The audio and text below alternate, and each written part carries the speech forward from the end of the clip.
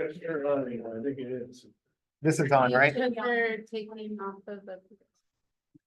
Okay, I call the meeting to order on January 15th at 6 p.m. Everyone's already up for the pledge of allegiance.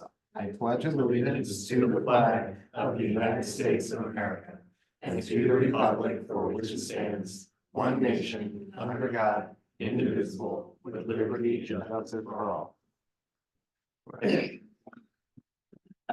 All right, additions, deletions, amendments to the agenda. I would guess the thing that we just discussed about who accepts the resignation letter should be the board, correct? Okay. And that would be the only deletion. Well, adjustment. All right, Justin, Yeah. does somebody want to? I move that we approve the agenda as amended. I second. All in favor? Right? Aye. Perfect. Okay, and then induction, so letter from David. I guess we sadly accept your letter and do you want to? Yeah, and I mean, people can say what they, if they have any things, but we do have a plaque and appreciation, David. And I think what I would say from the time on the board is just a heartfelt thank you. I think you're never political agenda, always what's best for kids, always challenging us to do better, see how we can use our resources better for kids. So it's been a pleasure to be a leadership partner with you on the board, and thank you for your service. And thank you for guiding me you very much. I appreciate it.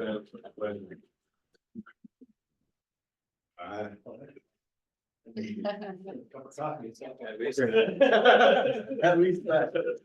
I've been around for a long time and have served with a lot of board members, nearly all of whom I would describe as good board members. You are clearly one of the best. You're thoughtful, you're bright, you articulate, you will work well with your colleagues, and I want to thank you for your service. You've done a great job for us. I appreciate it.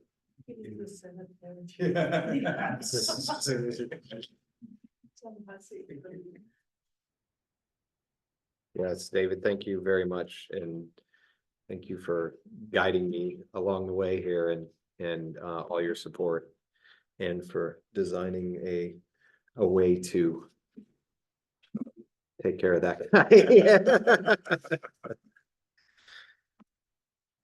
Well, it's been a pleasure, and I'll be around. Not I haven't died, so still get stuck with me a little bit. I'll still have my opinions. So, Perfect.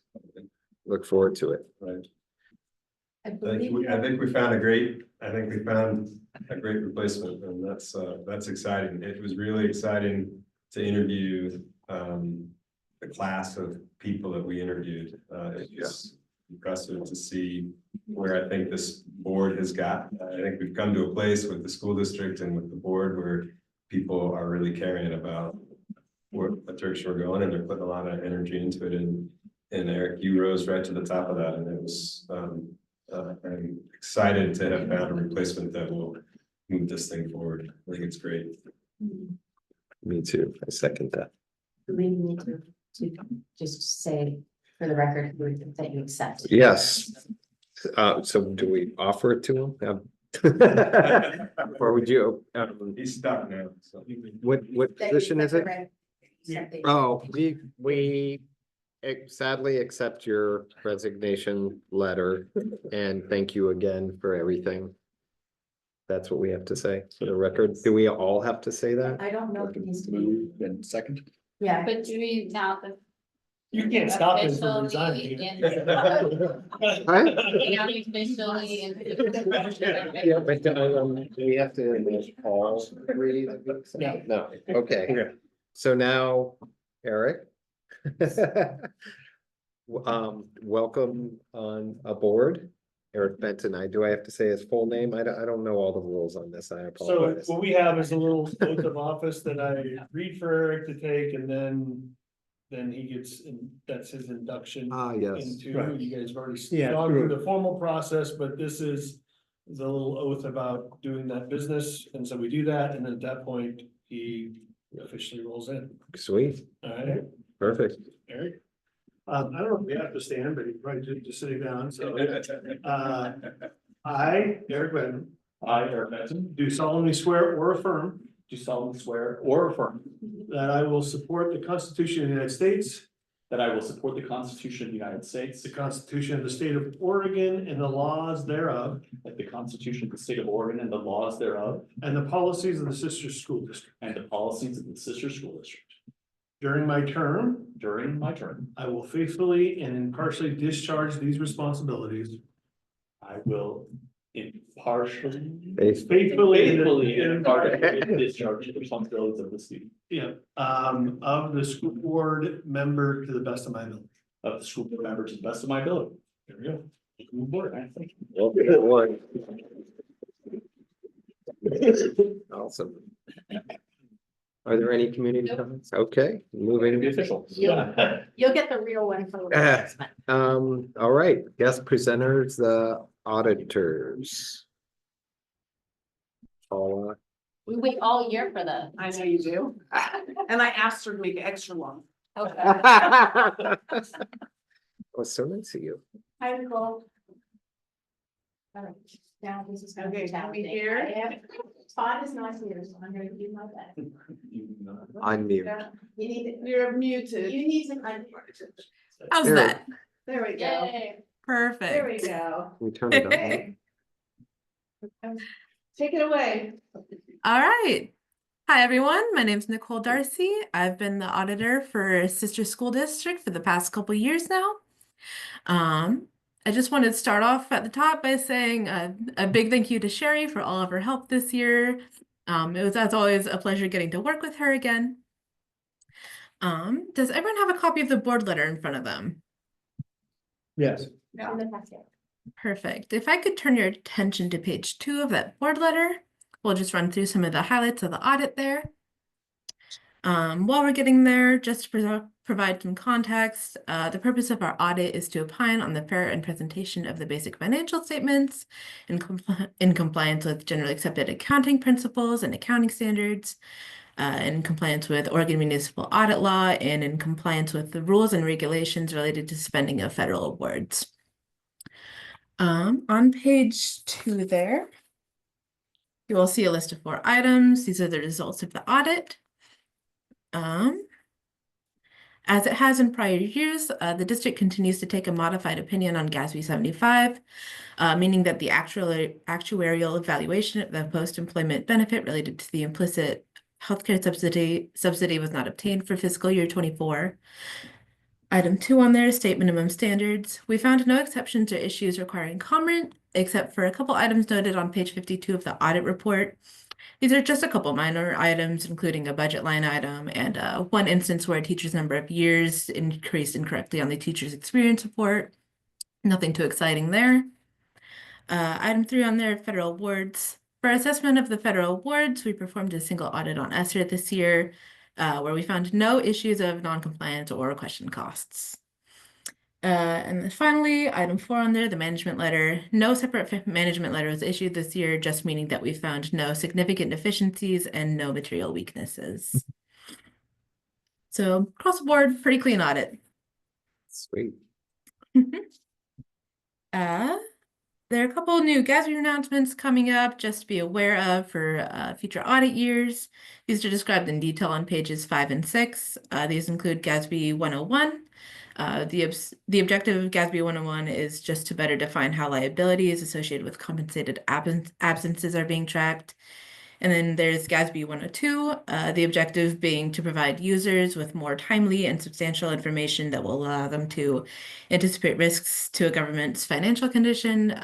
This will affect more the audit footnotes than anything else. And then finally, if I could turn your attention to page 8 of the board letter, we'll just quickly run through those audit findings for fiscal year 24. At the top of the list there is the segregation. Oh, give me a second. Wonderful. Number one on there is the segregations of duties and management override of controls. Due to a limited amount of available personnel, it's not always possible to adequately segregate certain incompatible duties so that no one employee has access to both physical assets and the related accounting records, or to all phases of a transaction. Specifically, we are noting that the business manager has full access to the accounting system and is an authorized check signer. Consequently, the possibility exists that intentional or unintentional errors or irregularities could exist and not be promptly detected. We do see that a compensating control exists there in that the business manager does not have access to blank check stock. However, we just recommend that the board continually monitor the district's financial activities just to further mitigate this risk. Number two on there, governing body monitoring. An integral part of controls and the monitoring of financial activities by those charged with governance. An integral part of internal controls and the monitoring of financial activities by those charged with governance. This can be. Sorry, that reads kind of funky. This is just. Let me rephrase. This is, of course, just calling out the regular activities the board does to monitor the financials. This can be accomplished by asking specifically designed questions to senior staff, by reviewing basic financial statements and projections, and by comparing the financial results to pre-established benchmarks. We know that the board participates in the budget adoption process and receives staff-prepared basic financial statements. These partially fulfill the monitoring function, but we just recommend that the board continue to do in-depth monitoring practices. Number three on there, IT controls. During our overview of IT control policies, we noted that the district does not have a policy regarding changing passwords frequently. We just recommend that the district consider adopting a policy to change passwords at least biannually. Number four on there is one that every district gets. In reviewing the fidelity insurance coverage, we noted that cash balances exceed the amount of coverage carried by the district. We recommend that the board examine this exposure risk and make a determination as to the amount of insurance coverage they feel is prudent in regard to oversight. There are limits to the amount of coverage you can even are even able to obtain. That's why everyone gets this finding, but it's more just to bring your attention that your full cash balance is not necessarily covered by your full insurance coverage. Just a heads up when making like internal control practices. Number five on there, because the district contracts with a third-party provider to outsource compliance with 403B regulations, and because the third party does not provide the SSA 18 report to the district, it's our recommendation that the district monitor current practices to determine compliance with accountability requirements for the Section 403B plan, and consider the sufficiency of documentation received from the third-party vendor to reduce the district's risk in this area. The district should also consider requesting to be named on the vendor's insurance policy. Number six on here, during our accounting systems walkthroughs, we noted that the district does not have established policies and procedures in place for its major transaction cycles. We suggest that the district create and utilize a set of policies and procedures for each major transaction cycle. Number seven on there, as mentioned previously, we noted that the district did not obtain the actuarial valuation, determining the implicit health subsidy liability as required by GASB 75. We just recommend that the district consider obtaining this for future fiscal years. And finally, number eight on there, during our testing of payroll, we noted two instances where an I-9 form was out of date at the time of signing. And we just recommend that the I-9s are reviewed at the time of signing to ensure that they're completed using the most current forms. Other than that, Can you explain number six a little more? What six. policy procedures for what transactions? Yeah, when we review, we obtain a description of accounting cycle or accounting transaction processes from the district, and we see that there are not adopted policies regarding, I believe, specifically journal entries and bank reconciliations. And this could be more of a more of a communication issue, if that makes sense. Maybe we are not receiving the full scope of what's going on here, but So it's not a school district policy, board policy that you're looking, when you talk policy. It's just What- a procedure, basically. yeah, what we're looking to see is that there are adopted procedures in place for the adjusting journal entry processes and the bank reconciliation processes. To our knowledge, formal policies for these do not exist. That is something we can discuss further with the district for future years in case maybe that is information that needs to be updated. But that is what it's getting at, is that formal policies should be adopted. Policy and procedure. So if we have a line on an adjustment in the budget, that has to be adopted, that's a part of the policy. Yeah, We I do a think transfer. it's when we like We're make talking about when I corrections, sign off on the reconciliations monthly, or what are we the talking? bank reconciliations. I think, if I understand right, you're just looking for more of our process of doing it, our timelines of getting. Am I correct in that assumption? Yeah, just kind of Yeah. our practice of the way we do it. Okay, and I think we Yes. have those. I'll look and see. Okay. Okay. Any other questions for me?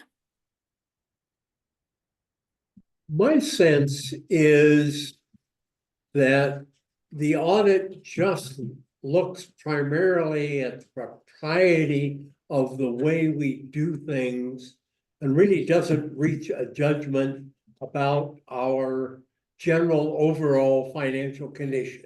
Is that right? What we focus on primarily during the audit is testing internal controls and making sure, and we both look at testing internal controls and testing that the dollar amounts that appear on the financial statements are correct. Yeah. We do a lot of tracing in that regard, and a lot of testing. Okay, if I were told that person A signs this, person B prepares this, and person C approves this, can I see that that process is happening? It is not necessarily our position, we don't necessarily have the authority to opine on the financial health of the district. That is not really Sure. the purpose of the audit. But more to say that the financial statements are being presented fairly and correctly. Okay. Does that I answer your think the question? answer is yes. I think we are in pretty good shape financially. But the audit really doesn't speak to that at all. I think Yeah, Just doing the right. when you look at the ending fund balances of each fund and Sure. that at least gives you an idea. Yeah, we're not operating in the red. We have our contingencies in Sure. place. Well, and the stuff, I mean, if you want to look at historically also, 2015 bond rating versus 2021 bond rating, the bond rating improved by 2 categories. Sure. Which means we're in a better financial position. Yeah, so Yep. that's a better indication of our financial stability versus this is, are we following our protocol? And are we having errors and risk is what we got. Yeah. yes. I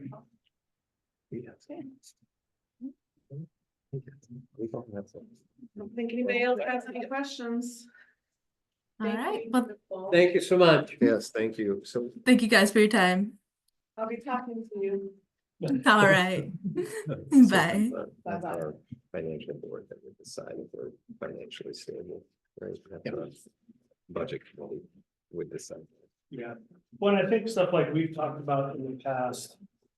Now that she's gone off, there are certain things like, we're not gonna pay for the audit of our assets because it doesn't do it. You would spend $10,000 and there's no return other than not noting it on our.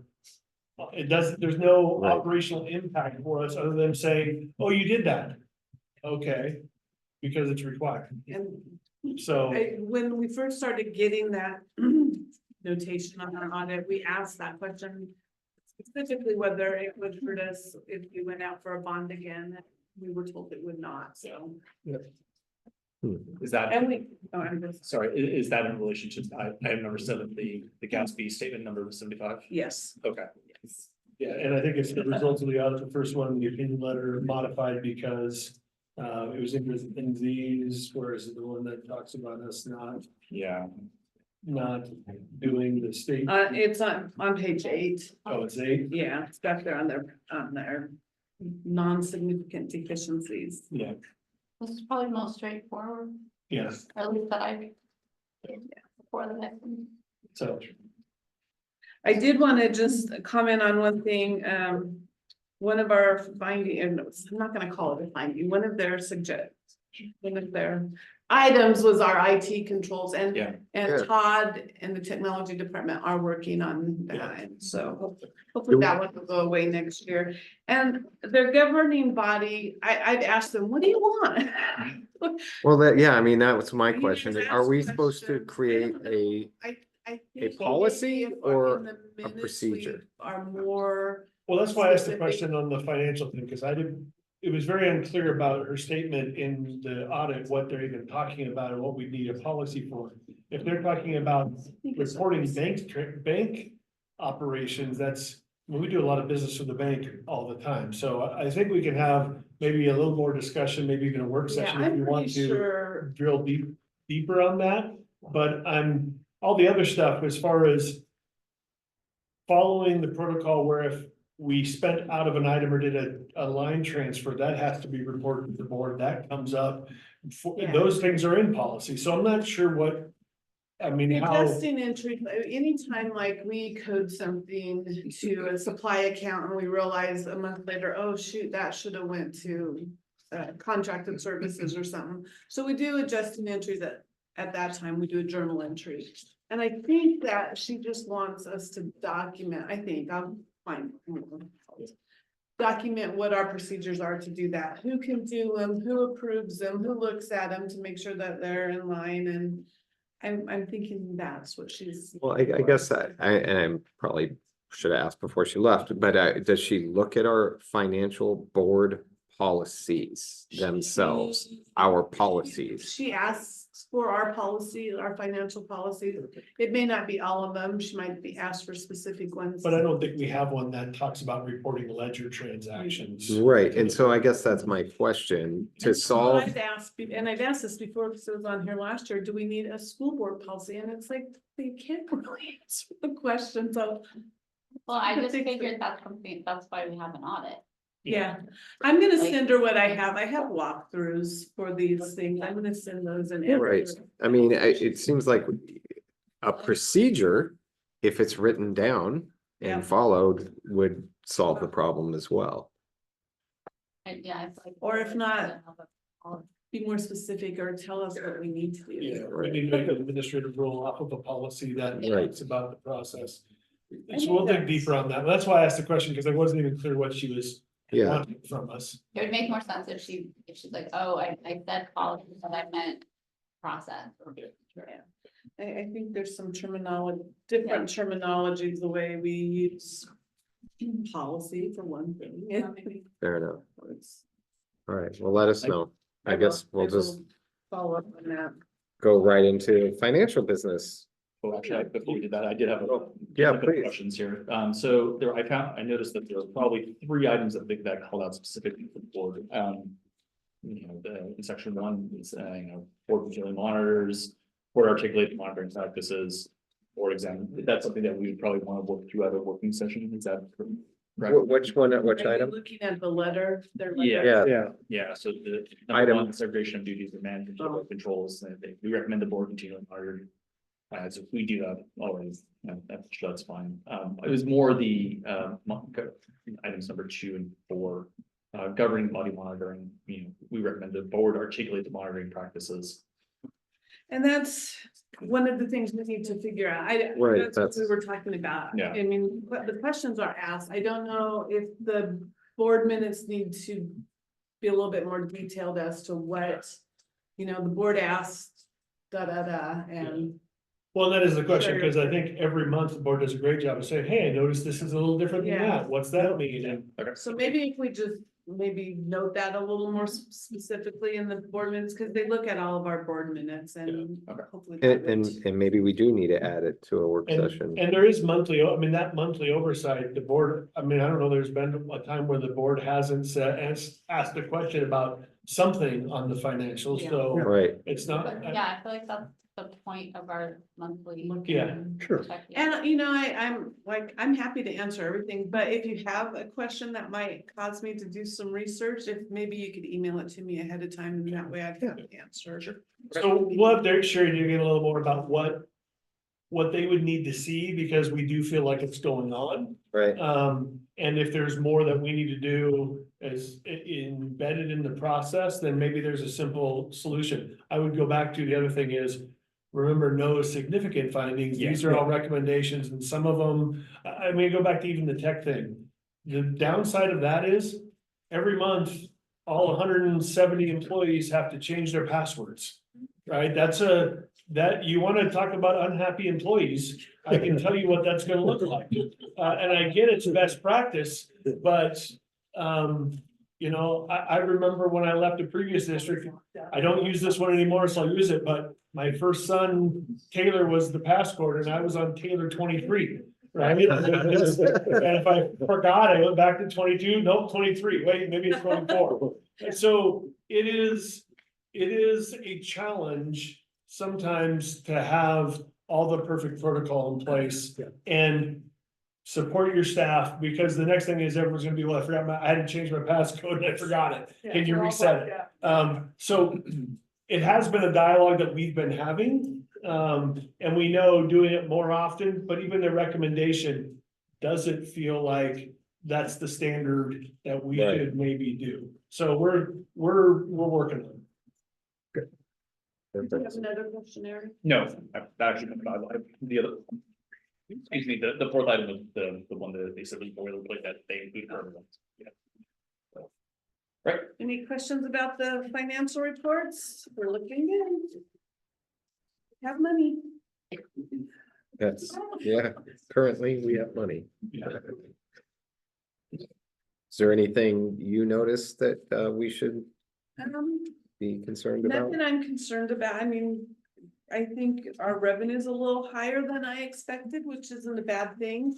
But some of it is timing of when we've received the funds from prior year and Right, that. So I'll keep an eye on that. I'll probably do new projections for the next report and see where I think we're really gonna end up.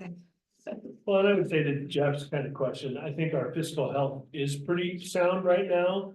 I think, you know, we've talked a bit about the concern about our PERS rates. And I think with what the governor's looking at the state school fund potentially, I mean, I still have concerns about the impact on the district, but I believe from being at the OSBA conference and a couple other meetings that, it could be a lot worse. Some of the other districts that I'm talking to, they're in a much different shape. Now, there's some that actually, their rates are actually improving. I'm not sure how that's possible. There's some districts that, so it's pretty, the impact of PERS is all over the board. But I would say that we're still in a pretty decent position, as far as that goes, where it's not like, I shared my colleague in Gladstone, who's been on the job for 4 months and now has to cut $3 million out of their budget because that's what they're gonna be over. And they have declining enrollment. So he's losing money for students and he's gonna lose on PERS. So, that's gonna be heavy lifting. So, anyway, so anything else for Sherry? I just have one more question. I don't remember this line item, but it says foster transportation. That's a new line item. Okay, And I honestly don't know if it's because we haven't had foster kids in the district in the last couple of years, but No, this is from 2023. Yeah. We had a foster student that we had to provide transportation for, and the state will reimburse us for that transportation cost. And it just takes a while to get it and a lot of paperwork and that. And so we got 2023's money in December. last month. Yeah. Yeah. And it's a little bit, Student lives out of, Yeah. it's a foster situation that's outside Yeah. of the. So it's like being houseless, if they belong in our district but are placed somewhere else because of the fostering situation, they have we have to transport them to the district, and so that's the cost of doing this.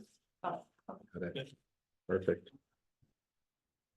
Wonderful. Thank you so much. Thank you. All right, administrative reports. Joe, you want to go first or Steve wants? Yeah.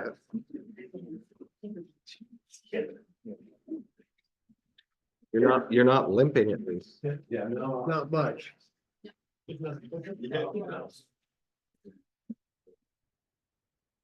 So just kind of a couple things to cover.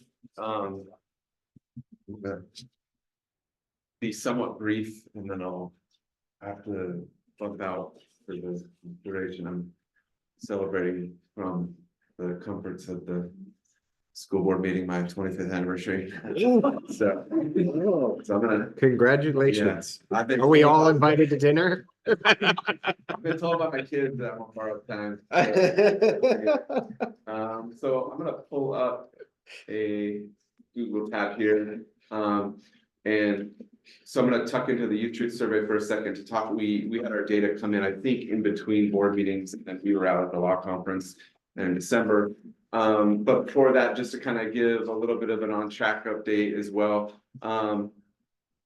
Another thing that kind of happened in between the November meeting and now, so we had our first term come to a close, and we were pretty, coming into the end of the term, we felt like we had a pretty good read on where things were at. And then we're in some grade levels kind of pleasantly surprised in terms of just where things were at overall.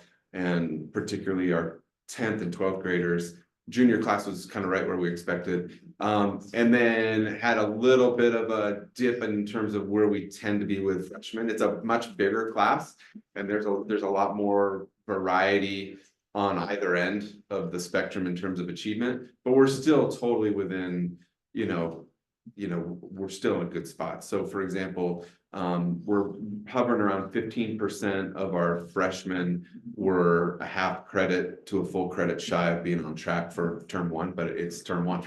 So like, because we have 7.5 credits available to all the freshmen, and they've got a lot of places where they can make that up. And so They need 6 by the end of the year to be Yeah, considered on track. exactly. So not terribly worried there. The 10th graders are closer to 96 right now, which it's a smaller class, but we're encouraged by that. And again, sort of the deeper into high school you go, the better shot you have at being on track, because if you're getting a credit and a half in each year of your experience, more than what would be required to stay on track, it just kind of adds up over time. So it's a little bit of a natural progression. Juniors, a little bit of an uptick there, but they're still hovering around 92-93%. And then our seniors are in similar ballpark, 93, 94. Obviously, with seniors, you start to run out of daylight a little bit, but the ones that we had our senior support team, kind of our intervention team meeting right before break, the week before break. And the consensus on that team was, even though we've got a few kids that need to get a few things done and some kids that just kind of have to run the table, it felt like as a team that in the 4 years I've been there, there were the fewest amount of kids that were like, it's totally like we have to come up with a different plan, So there's a couple, but it felt like we were close to it. Class of kids. Yeah. Awesome. So then the thing that has been most front and center on our radar coming out of November was our Youth Truth results. So we administered the test before Thanksgiving break. And then I think it was probably the first or second week of December, we got our email saying the results were ready. And what I'll do is I'll forward Amy a PDF of the summary of the report. And by summary, I mean 200-page PDF. But the thing about it is without the digital version, it's a little bit clunky to navigate the report, because when you're in the digital version, you can toggle in and you can do all sorts of controls. So like if I was just going to look at our key ratings right now, I'm just going to present here kind of with grade levels, but like I can break every single of these variables, we can essentially generate a new report with how it gets broken down. And that's really helpful for us when we're trying to look at specific affinity groups or specific, you know, if we're looking at a group that maybe we think we might predict would be, you know, historically disadvantaged, something like that, we can drill down on that. So, and this is, again, just to remind the board, this is something we invested in because we weren't getting great data about, do we have belong, prepare, and inspire? Are we doing the things we are trying to do with our kids? And so we've paid for this service for a while now. I think we're Yeah. on year 6. and I think so- there's a lot of value in it because it's of all the things we do, it's the thing that gets administered most consistently. Mhm. And it's the thing that has the biggest sample size to compare to nationwide, because there's just thousands and thousands of schools that take it. And so what you'll see here in any of these indicators as we roll through, so we've got engagement, which tracks pretty well with our prepare piece, and also to some degree belong as well. And then academic challenge, again, on the prepare front, culture, you know, and then this one, obviously, both these two are in the belong category. They tend to be relationships, and then college and career readiness. So I'll walk you through each one, and then we can kind of when I say walk you through, just talk a little bit about kind of where we're at. So you can see this 59th piece. The 3.52, basically, it's a 1 to 4 scale that the kids rank it, the questions on. So essentially, you know, we're coming in at, you know, that's the average that our students came in at 3.52, 3.65. And as you look at all these, this line in the gray right here these are our Oregon schools right here. Yeah. So as we look at where we're at relative to schools in Oregon, we tend to trend pretty well. And then the tip of the iceberg over here is would be like the national rankings. And we tend to definitely be on the right side of those as well, but you know, there's always work to do. So we're like 59th, so we're 59th percentile nationwide. Yeah, Except that the top extends out. this is the highest. So let's just call it the best school. The max was an 89. Yeah. Oh, okay, all right, so it doesn't come across because it's not 100%, so like, Right. okay, and I but think then, we're at the 59th, and isn't the national norm the next set of dotted lines, at the white ones right inside where the Oregon? Yeah. line? Yes. So I think we're still above most of the national, but This is not, the median right here for Right. for the country. yeah. And yeah, so we're ticking ahead of that. and That's then Oregon schools are within This- just the average of Oregon schools? This is where Oregon. Or the schools are. median, Ouch. the median is 20, okay, of Oregon. Yeah, exactly. This is the stuff that I'm like, can we just do a news article about this and just Yeah. like take a screenshot and put this in the nugget, please? Thanks. Well, what I was gonna say is, we can make the report available so that it's on our website and everything. We share it internally, and this was the some primary substance of our most recent staff meeting. And then yet this morning I met with our principals advisory, which is kind of a smaller leadership team, and we're drilling down, so. And then my other question is that, are they self-reporting on things like houselessness or like that drop down? Yeah, so they would, yeah, exactly. So there's a can- way for them to designate. Okay, If- but the kids are self-reporting Yeah, on those. exactly. And for our Spanish speakers, there's a toggle switch and it just goes into Spanish form, so they can do it in Spanish. That's cool. Are there ways to compare ourselves to schools of similar characteristics? Absolutely. So we can go Oregon schools, and then we could go rural schools. Yeah. Right Okay. here, and that's what I'm saying, like Wow. the amount of PDFs you could generate every time you click one of these. So small city schools, we could go there a little bit. So, you know, there we're ticking above it, but it's a little closer. And then small size schools maybe. So, you know, I don't know what the official rate, you know, what your number has to be a small size school, but anyway, so. Wow. So as we look through these, the one that we really crushed on, and I would say that as a principal, when the data comes out, it's like you're just a little bit on pins and needles, and you're put on your rose colored glasses, and then you take them off, put on a different set, whatever. But generally speaking, we've got indicators that are hovering, you know, within tenths of, you know, like 3.44 one year, 3.46 another, 3.42. Like it's pretty close for most of them. But belonging really was an outlier in terms of, you know, growth we've seen. Sort of we're back kind of almost to pre-COVID, I would say.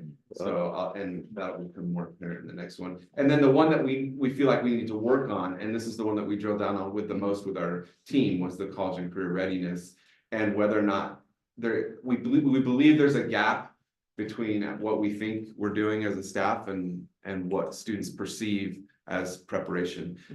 In the data that we looked at with our the group that we met with the other day to talk about kind of strategic vision and planning, the surveys that came back from staff, one of the highest things was whether that we feel like we're preparing the kids. So if there's a disconnect, we have to look at like perceptions and, you know, what they feel. What I would say is on something like college and career readiness, so I could just go to, well, up to one slide and then I'll skip to that one.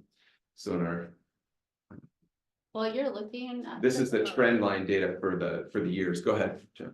No, I was just thinking, like, just knowing the makeup of Oregon schools, like, we're not that far off of the average. I mean, there's like the few really huge schools. But so that's actually even more promising, like the fact that. So interestingly, 6 years ago, we were the median school in the state. Right. As with our size, now it's Like Culver. Culver, yeah. District is now the median, so Yeah. we're above the average size, or the middle size. Yeah. So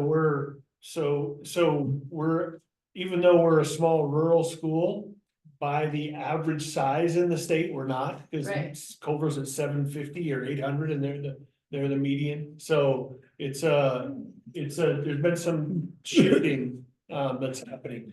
And what that means is that there's just a whole lot of really tiny schools. Yes, 197, Yeah. and on the rural superintendent's meeting today, it was interesting how a lot of rural districts reporting an increase in enrollment. Well, but for them, you know, it was like, oh, we gained 5 kids, we gained this. I mean, it wasn't huge, but most of the rural districts were seeing a bit of a tick up in their enrollment, which would make sense as to why we've slid up to where the median is.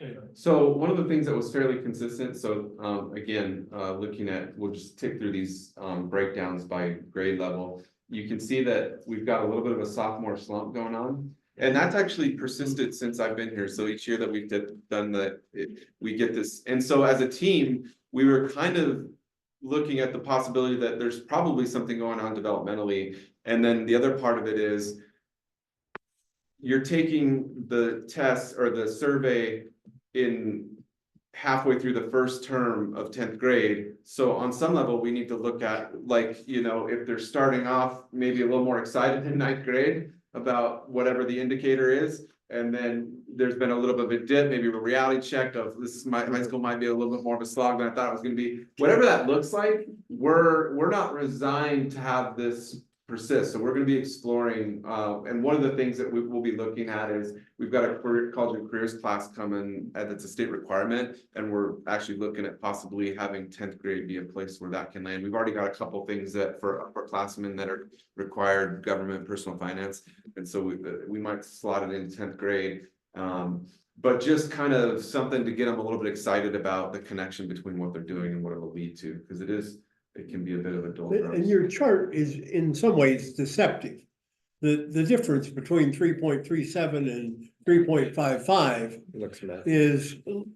look huge, Yeah. and it's really not that big. Agree. And the only thing I'd say, like for me, if I look at this, you know, that our 10th grade is, you know, we're starting to dip below average. I know it's a school, we're still way up there, but you know, so those are the little things that I get hung up on. Jeff, I'm not gonna take issue with you calling it my chart, okay? Yeah. I'm presenting you the tool that I've been given. But you're right, some of the differences can be accentuated, given the scale of the bars, right? But yeah, because I mean, we look in here, 9th and 10th, you're looking at literally 100ths of a value difference there, and so the differences are quite small. So that one is the academic challenge piece. what I love about this is that over the arc of their time, that as seniors, they're reflecting and, you know, so I like to see that challenge piece being talked, you know, that they're landing on that a little bit higher as they're leaving. Interesting, it's on a 4-point scale, but then college and career readiness, right? That's where you have to really dig into what does it mean and what do they understand, because by that, it appears though they're saying they're being challenged. Mhm, And then they're saying they're not college and career ready. right. So is it Yeah. career ready? Is it, I mean, that's Well, another.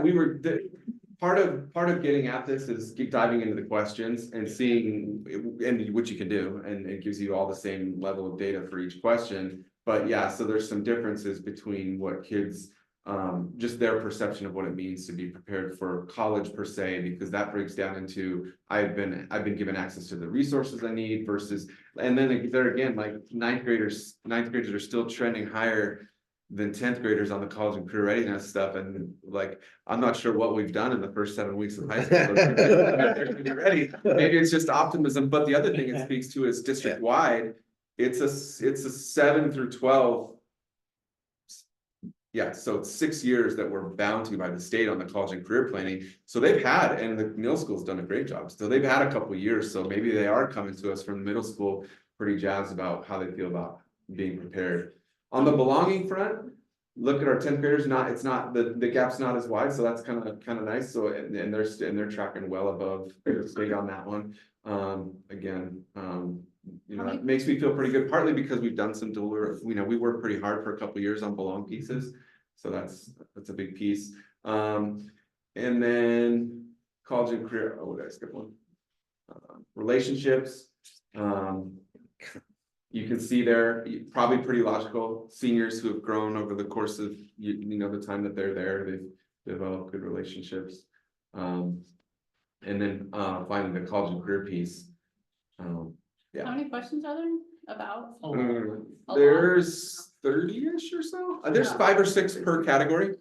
Yeah. Alright, So one of the things that I'll just demonstrate real quick that I was referring to earlier, and this is the one that we dug into with our team today to just take a look at, okay, well, what does this data mean? And looked at some of the ways you can manipulate it. So we're thinking of, you know, who are some of the subgroups that we would be, you know, hoping to be serving at the same level as the rest of our population. So if we look, for example, here, you know, they actually tick quite a bit further ahead than just the general population. For our English language learners, still ticking ahead. Our SPED population, way ahead. So those are things for me as a principal, like I feel like those are things we can hang our hat on a little bit. Not that we're gonna, you know, just you throw in the towel and say we've done our work here, but it's just good to know that some of these indicators are ones that we worry that, especially like on the belong piece, that, you know, students who show up and may not, you know, we're a predominantly white community, and we want our students to feel like they're welcome. One of the areas that, you know, that we know we need to improve on, if we go into gender, our prefer to self-describe or identify across most indicators is tracking, you know, differently lower than our sort of conventional boy-girl categories or man-woman categories. And that's one that we want to dig into as well, because, you know, looking at, you know,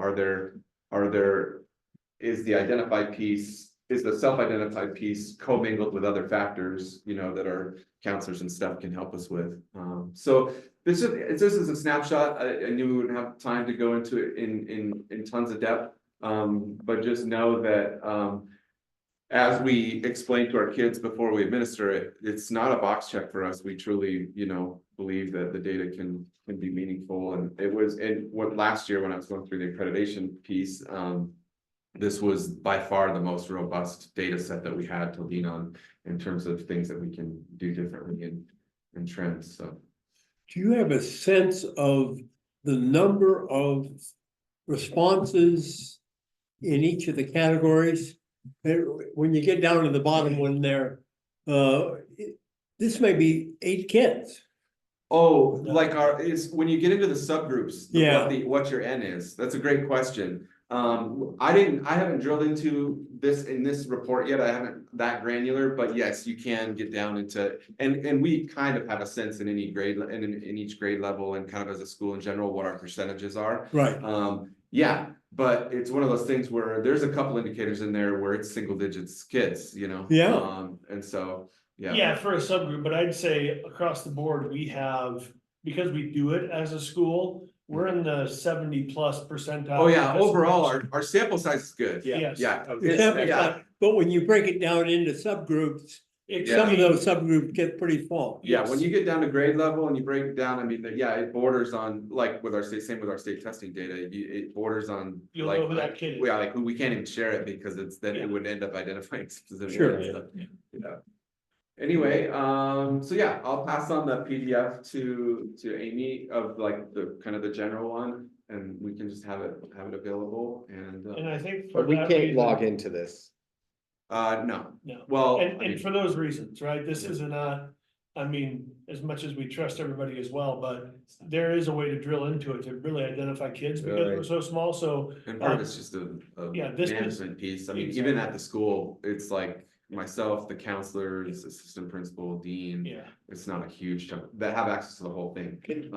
But we're, yeah, you know, if anybody wants to sit down with me and look at it. Yeah, I mean, it would be helpful as a board member if you could give us a little direction, like, look at these 20 pages, Mhm, because this is what we look at, yeah. as opposed to just handing us this 200 packet pages.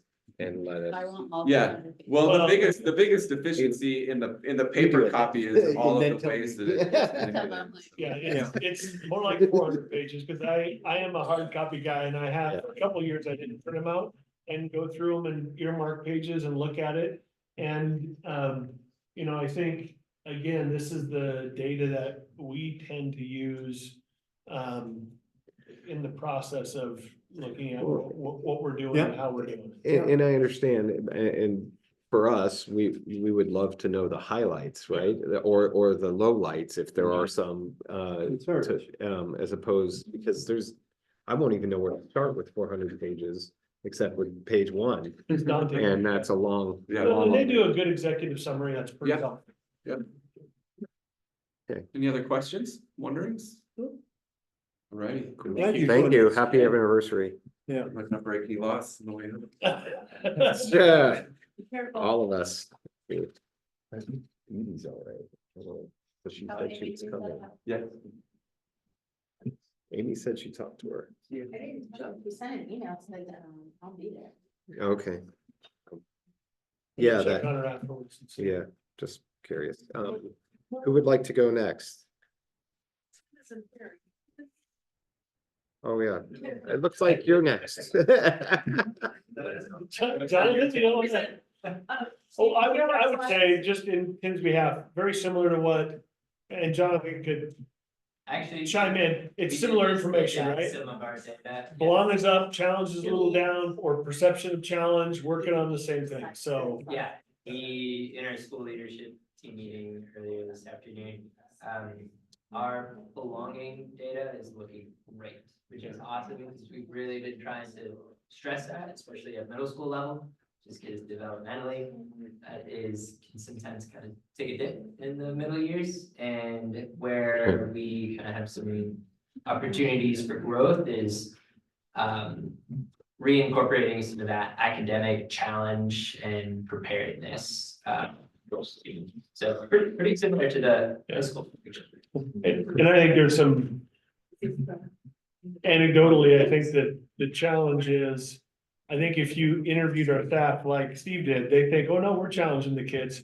There's a gap between what the adults think is challenging versus what the kids think is challenging, right? And so that's where that, I think, trying to figure out that middle ground of what does that really mean for our kids to feel challenged?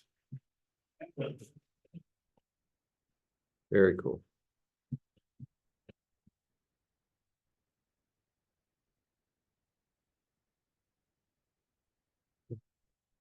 Or didn't you say Tim was somewhere else, right? Tim had, because we moved the date, he already had a Yeah, prearranged. you told us Yeah. that, I just couldn't remember. Excuse me. Yeah. You gotta check the box, you get 3.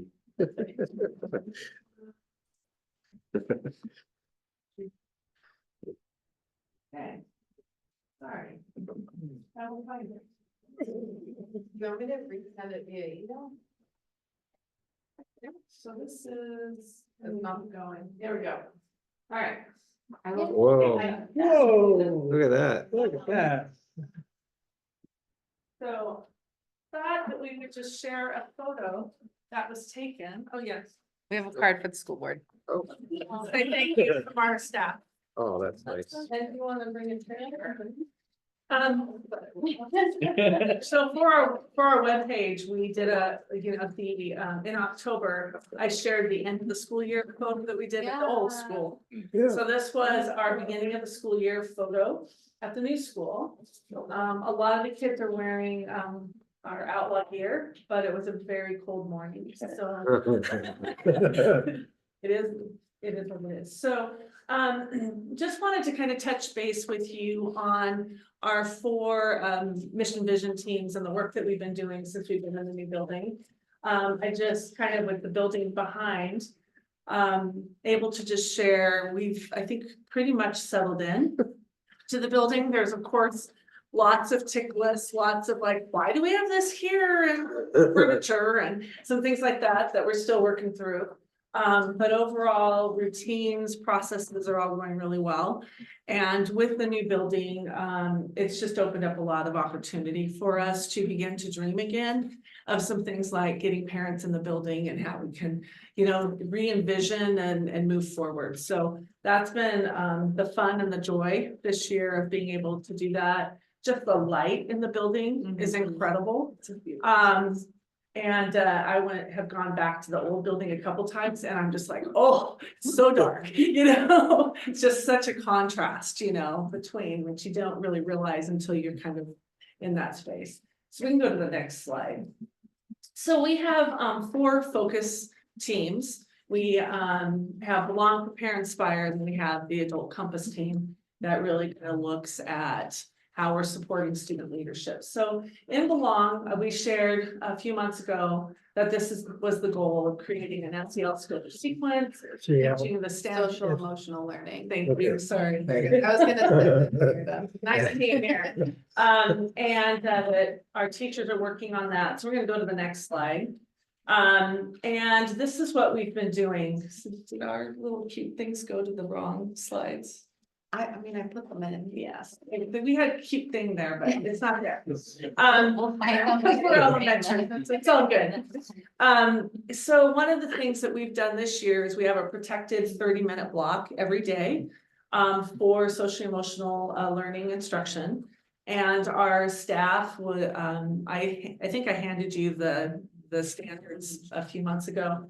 The staff is just super positive and energetic about building their own units and engaging students, kind of seeing what the needs are by grade level and determining the order, the scope, and the sequence of how they're going to teach, which might be different from kindergarten to 5th grade because kindergartners have very different needs than our 5th graders have.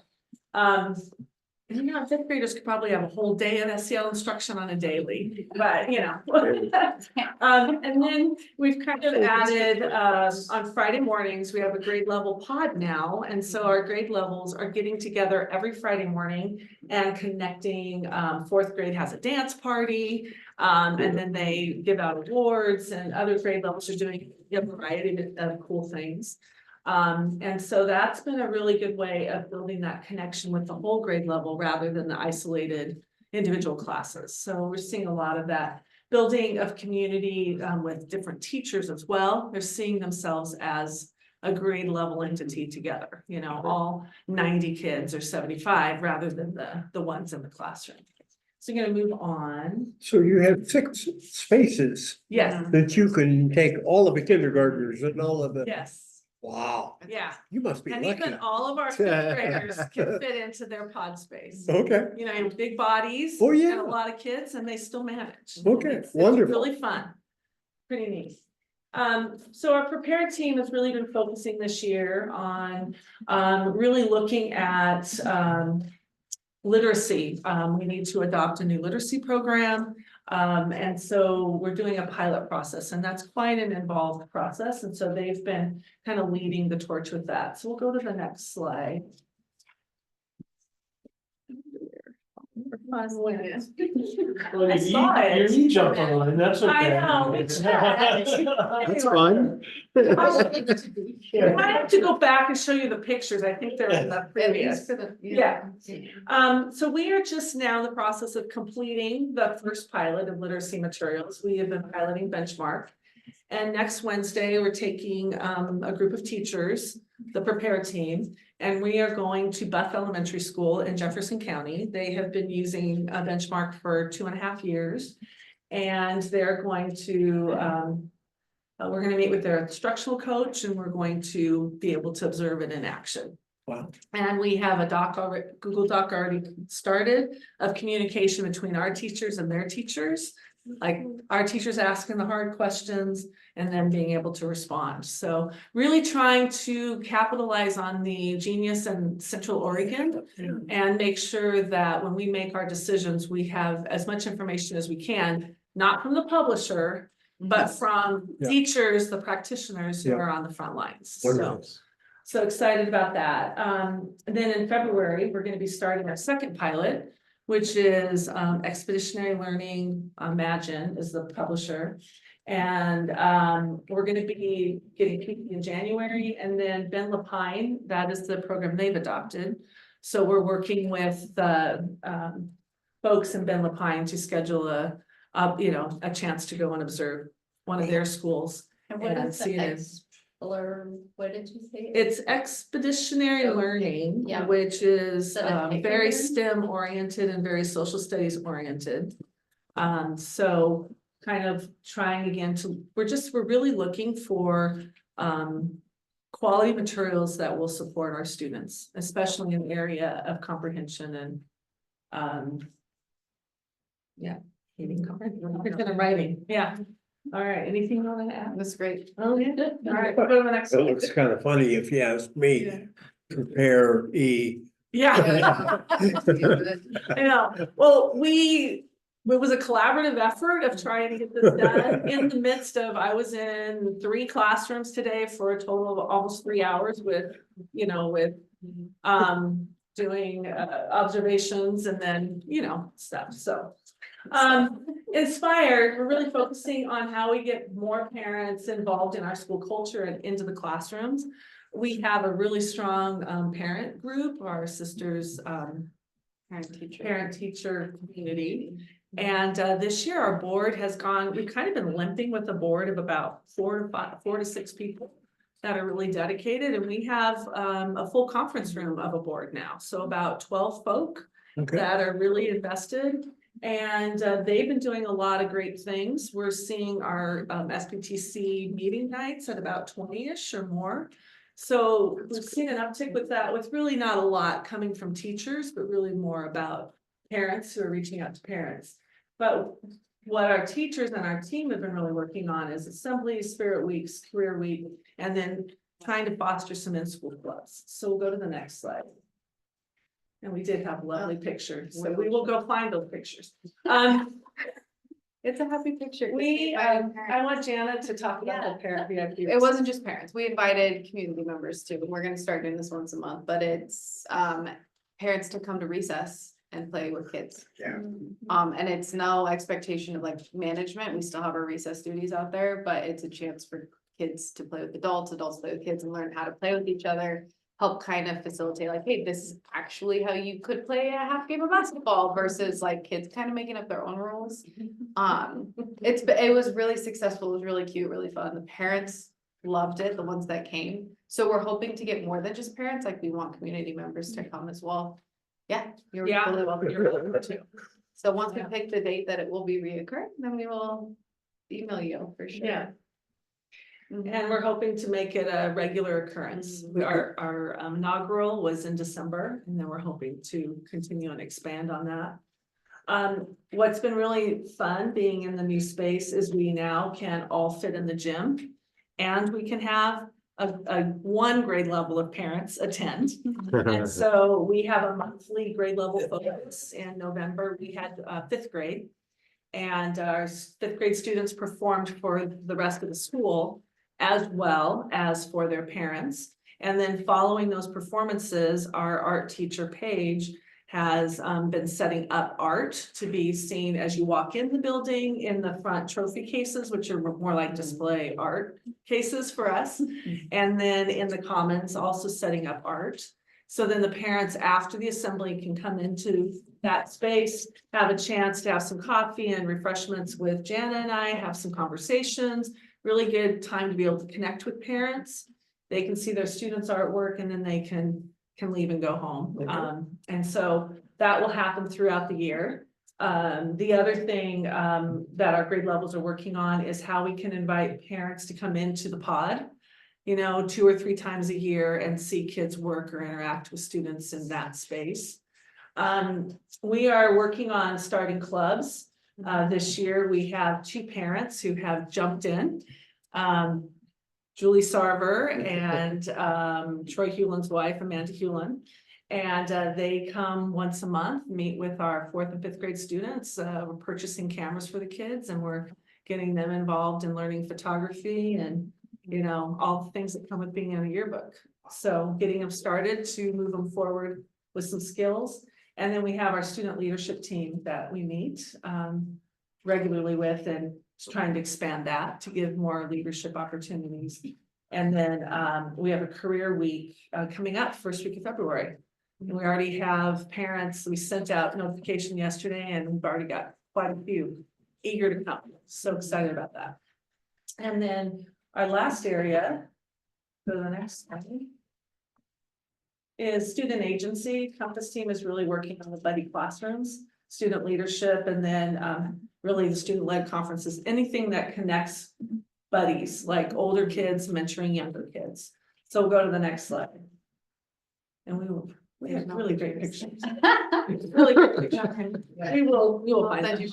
Or we can have you just find them. Yeah. So we intentionally built our schedule. So there's a common lunch and a common recess for 5th grade with 2nd grade, 4th with 1st, 3rd with kindergarten. So with the whole intentionality of building leadership in those 3rd, 4th, and 5th grade students, building connections so that the youngers respect and look up to the olders and are not afraid of them, and also giving, 5th and 2nd got together for the first time and all of the teachers were in awe at how well our 5th graders behaved with those 2nd graders. And, so again, having that opportunity to build great skills. We're going to now start having some Fridays where they get to eat with their buddies because they're in the cafeteria together. Okay. Those younger kids just adore their buddies, so it's super exciting. And then as we move into the spring, this will be the first year where all of our students are doing student-led conferences. And so how can we leverage 3rd, 4th, and 5th grade students to maximize for the teachers, because first grade teachers sitting with 20 different students to talk about their action steps for meeting their goals. Or you can have 20 teacher assistants who are helping one-on-one and having those conversations. How many sight words did you master this week? What letters did you learn this week? Those kinds of things that can be done and building that power. So that's, if you want to go get the pictures, but that's really what we've been about. Next month, we will have our data from iReady that we can share with you, kind of look at our mid-year, how our students are doing. This one's the VIP research. And then you can tell there's some parents playing Foursquare, and then there's some, Foursquare, there's some playing basketball. I couldn't get it all at once, but some, it was really fun. And then this one is the buddy classrooms with 2nd and 5th grade. You can just see the fun of kids connecting with kids. Yeah. So, Look how pretty those classrooms are. It's, Oh, thank you. So great. so that's kind of what elementary's been about. We don't do the youth truth survey, but we did do an MR MRA assessment at the end of June, just to kind of measure social emotional learning, and we did see growth last year with that, so.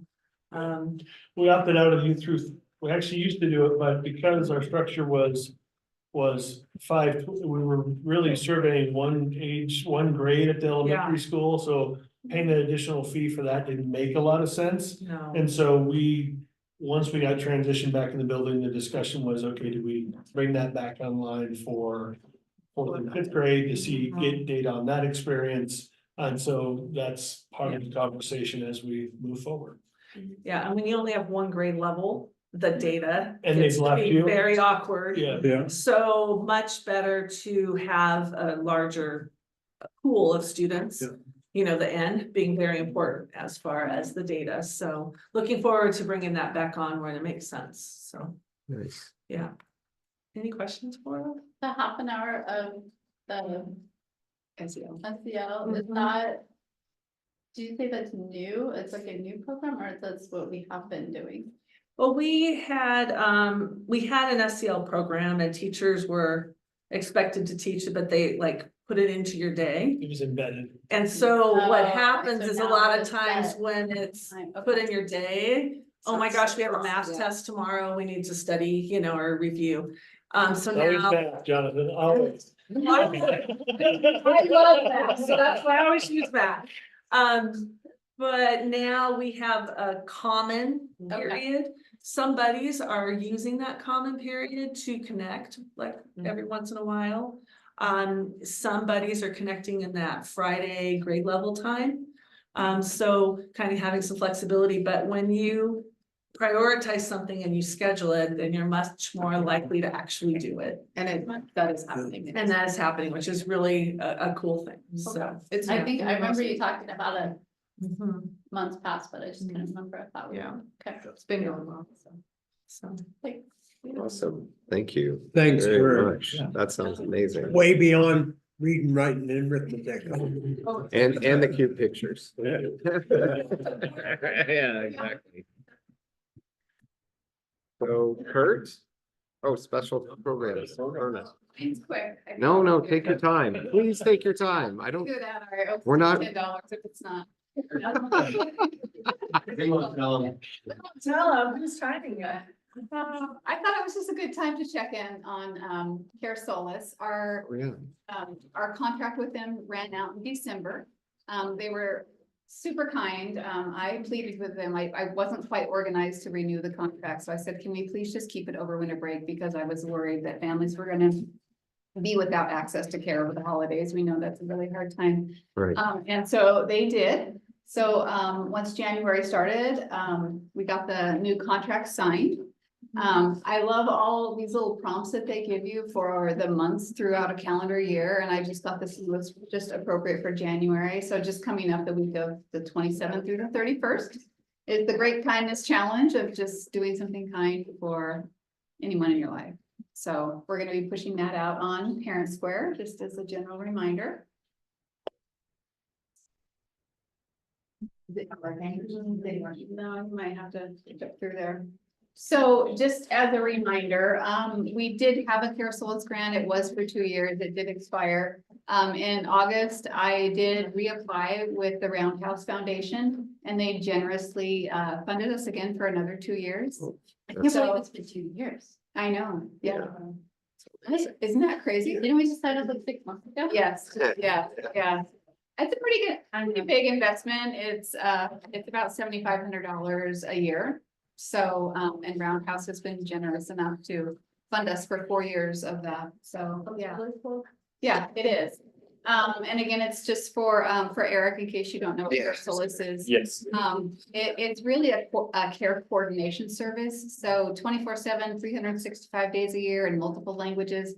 You can scan the QR code. We have our own account for sisters, and you will be immediately connected to a care companion who then will help coordinate any kind of healthcare, mental health care that you need. So just kind of bridging that gap of knowing that you need maybe some mental health support for your family or a student that's struggling, and then just how difficult it is to actually find yourself sitting there receiving the service.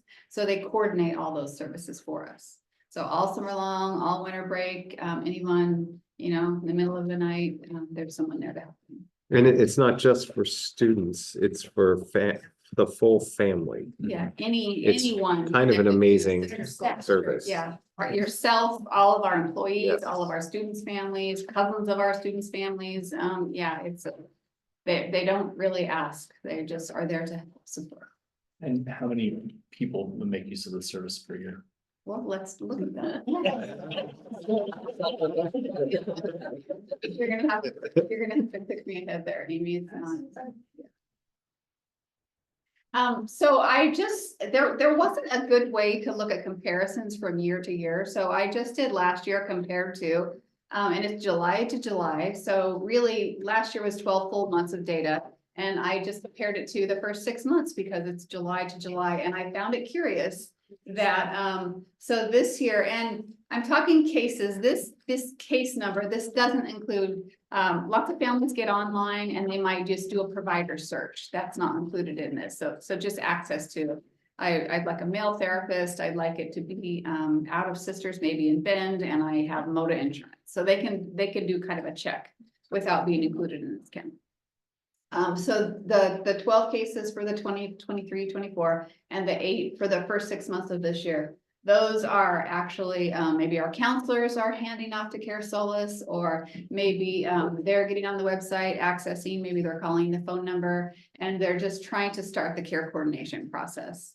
Not all of the families that enter into that actually land in appointments.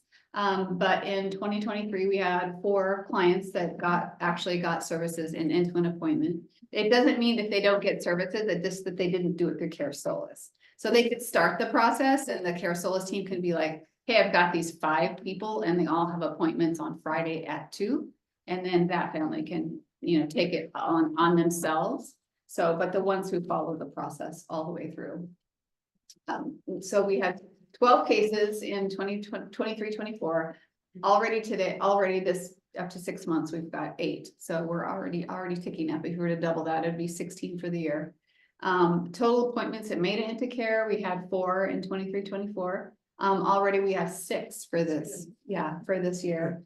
And these are just our highest needs families. It may sound like a small number, but this is our population that needs the help the most, the quickest.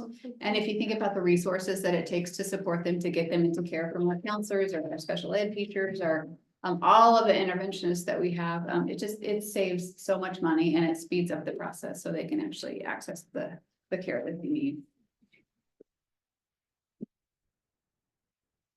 You can also look at who your client demographics are. I think this is really cool. There's no identifier, but we just get some on the dashboard, we get the client demographics. So in 23-24, 85% of the clients were female, 12% male, 2% non-binary. I find it interesting that for this first 6 months of the school year, our male client demographics have more than doubled on who's seeking services.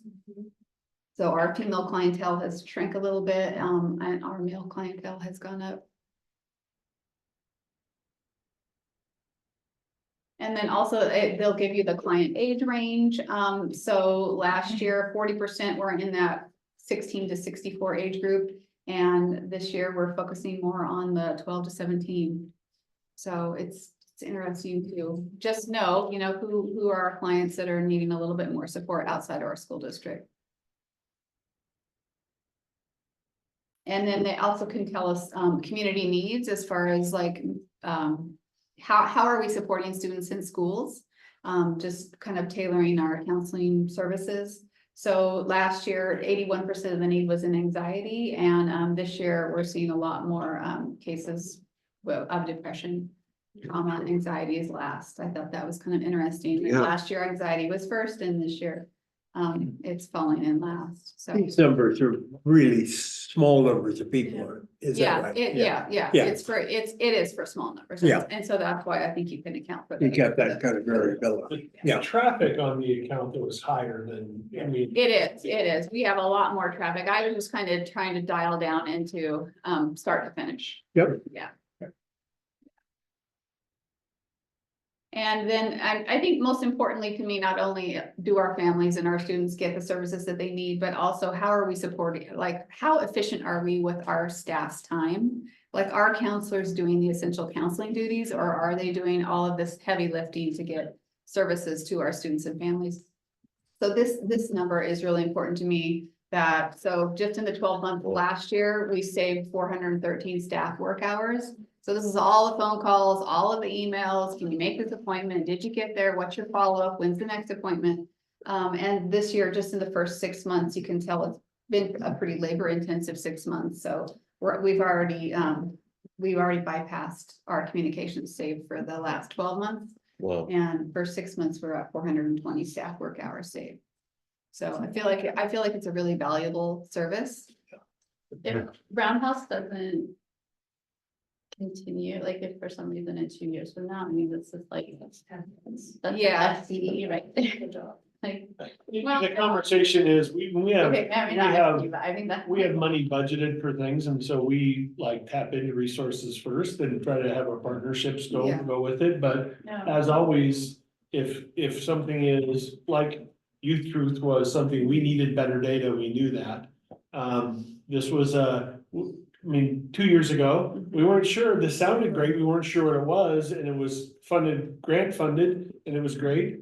And so, and we've been able to get it again, so we really haven't had the ask on us to say, do we need to, because we've asked and people have said yes. So I think as we look at it, again, this is all great stuff, especially these pieces. And what isn't presented in the 8 kids this year is there's to Lorna's point, a ton of families that are getting in there and get connected somewhere along the process, or get their answer somewhere along the process that doesn't equate to that full scope of sequence. And those numbers are in the hundreds, can range Yes. between the hundreds and 200s. So if you access the website or, Yeah. if you're just looking, I need a resource, but you don't necessarily want to connect with someone, there's all of that full access. But, And but this is a big deal for us as far as how we're being absolutely. efficient with our That's most what I valuable need for commodity of our people. $7,500 a month. No, like- a year. Or I'm sorry, that's what I mean, 7,500 a year, Yeah,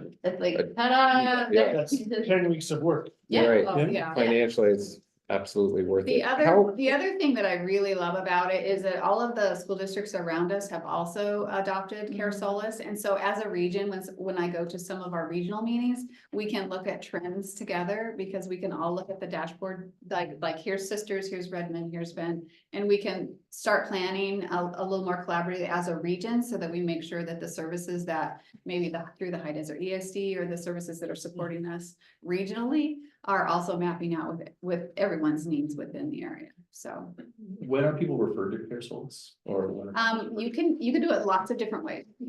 You can self-refer, you can pick up the phone, you can screenshot it, the code, you can email, you can get on the website, or, you can do what we call it a warm handoff. So, our administrators are trained and all of our counselors are trained, so they can, if we feel like there's someone who would benefit from Care Solace, or they're seeking additional mental health care, we can sit side by side and we can actually, it's called a warm handoff, so we can start the process. It's basically like a quick little Google sheet, and it'll connect them, and I think it's within 12 hours, a Care Solace representative will then contact the number that was listed on the Google form and start making contacts of, hey, I'm here to help you, yeah. So with those numbers, and after 2 years of your experience with it, do you feel like we are hitting 80% of the people that really need it? Or, I mean, you said that those numbers are the people that really need it. Yes.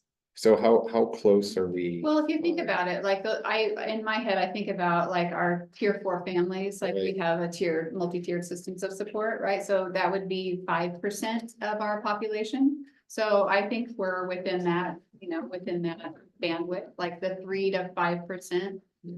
Who, need additional supports, who, may not be during school hours. It could be, on a random Sunday night at 3 a.m. Right. Yeah. Of course.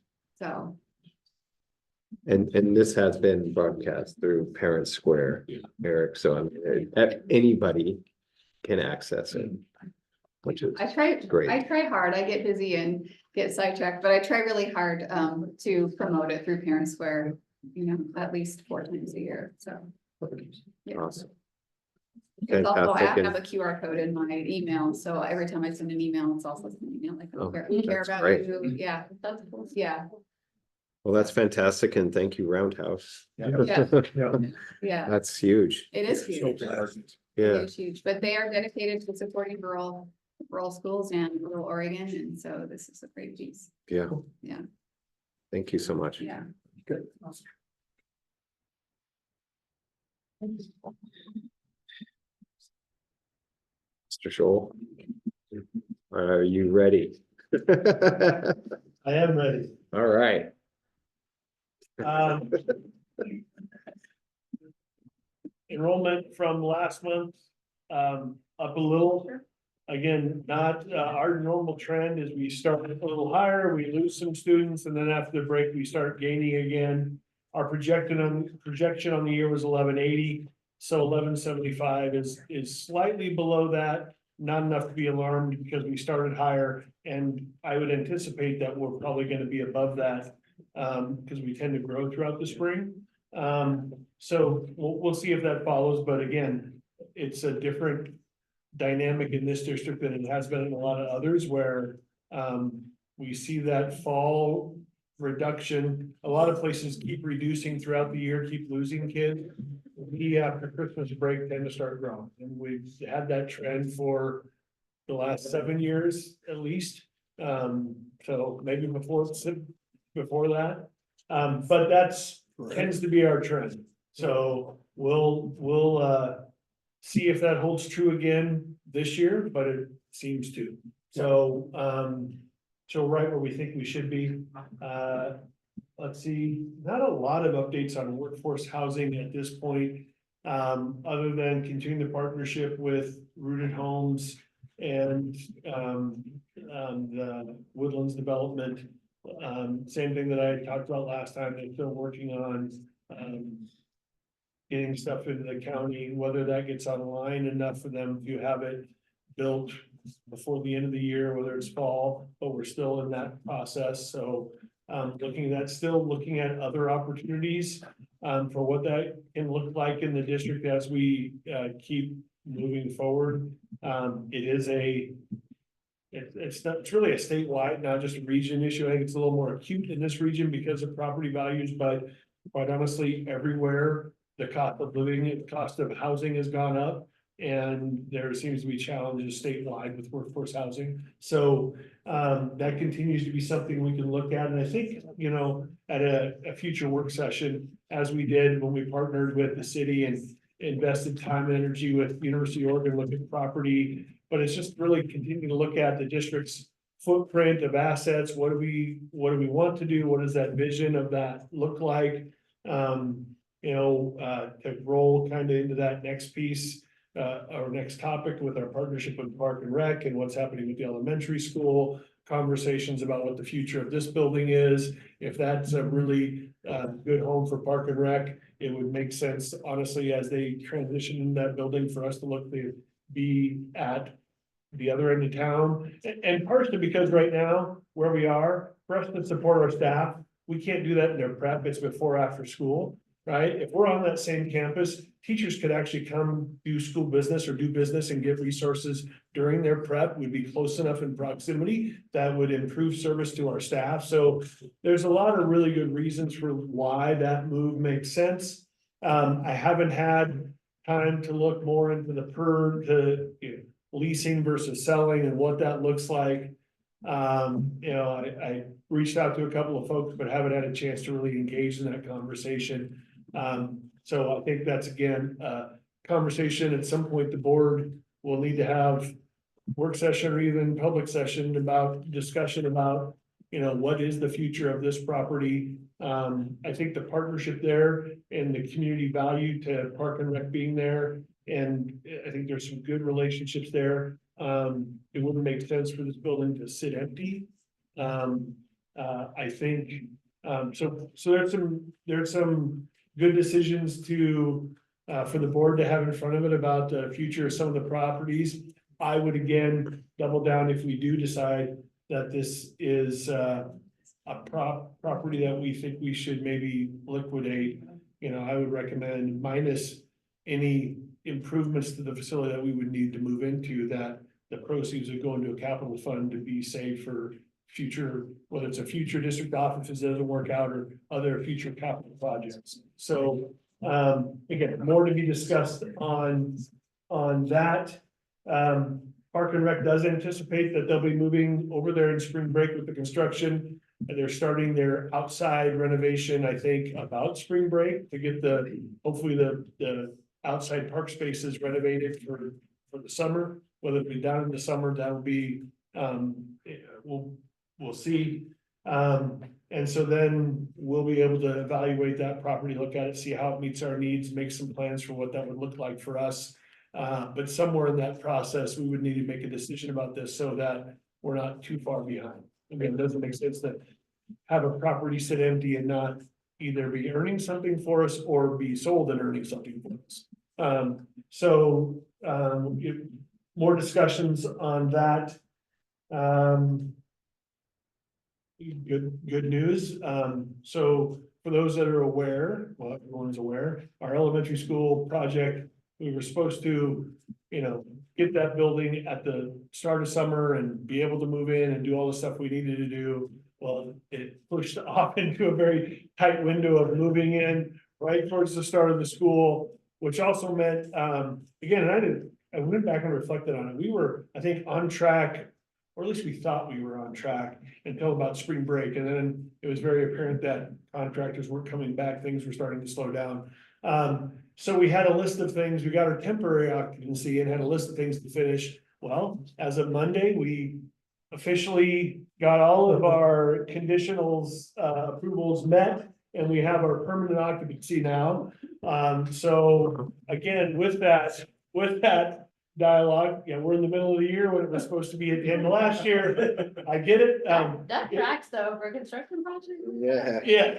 That's not the worst I heard. No, and so, really, as a district, we focused on, one, it was focusing on the summer move, getting all the stuff ready to even be able to open school. Then it was getting these conditions met. And so I know Joe staff has been very patient about keys and when is that happening? Because that's not a condition of your approval. So our next big project is, and it has to be when kids aren't there, because when you pull all the cords out of the doors to get them all rekeyed for your key alignment, you either don't have access or you have free open access. So you got to do it when people aren't around. So our project for spring break is to re-core all the doors and get the final keying done. We're moving the portables from the elementary school because of the remodel, so that's happening currently as well. And then the other additional concern that we are seeing is with the additional of that field space,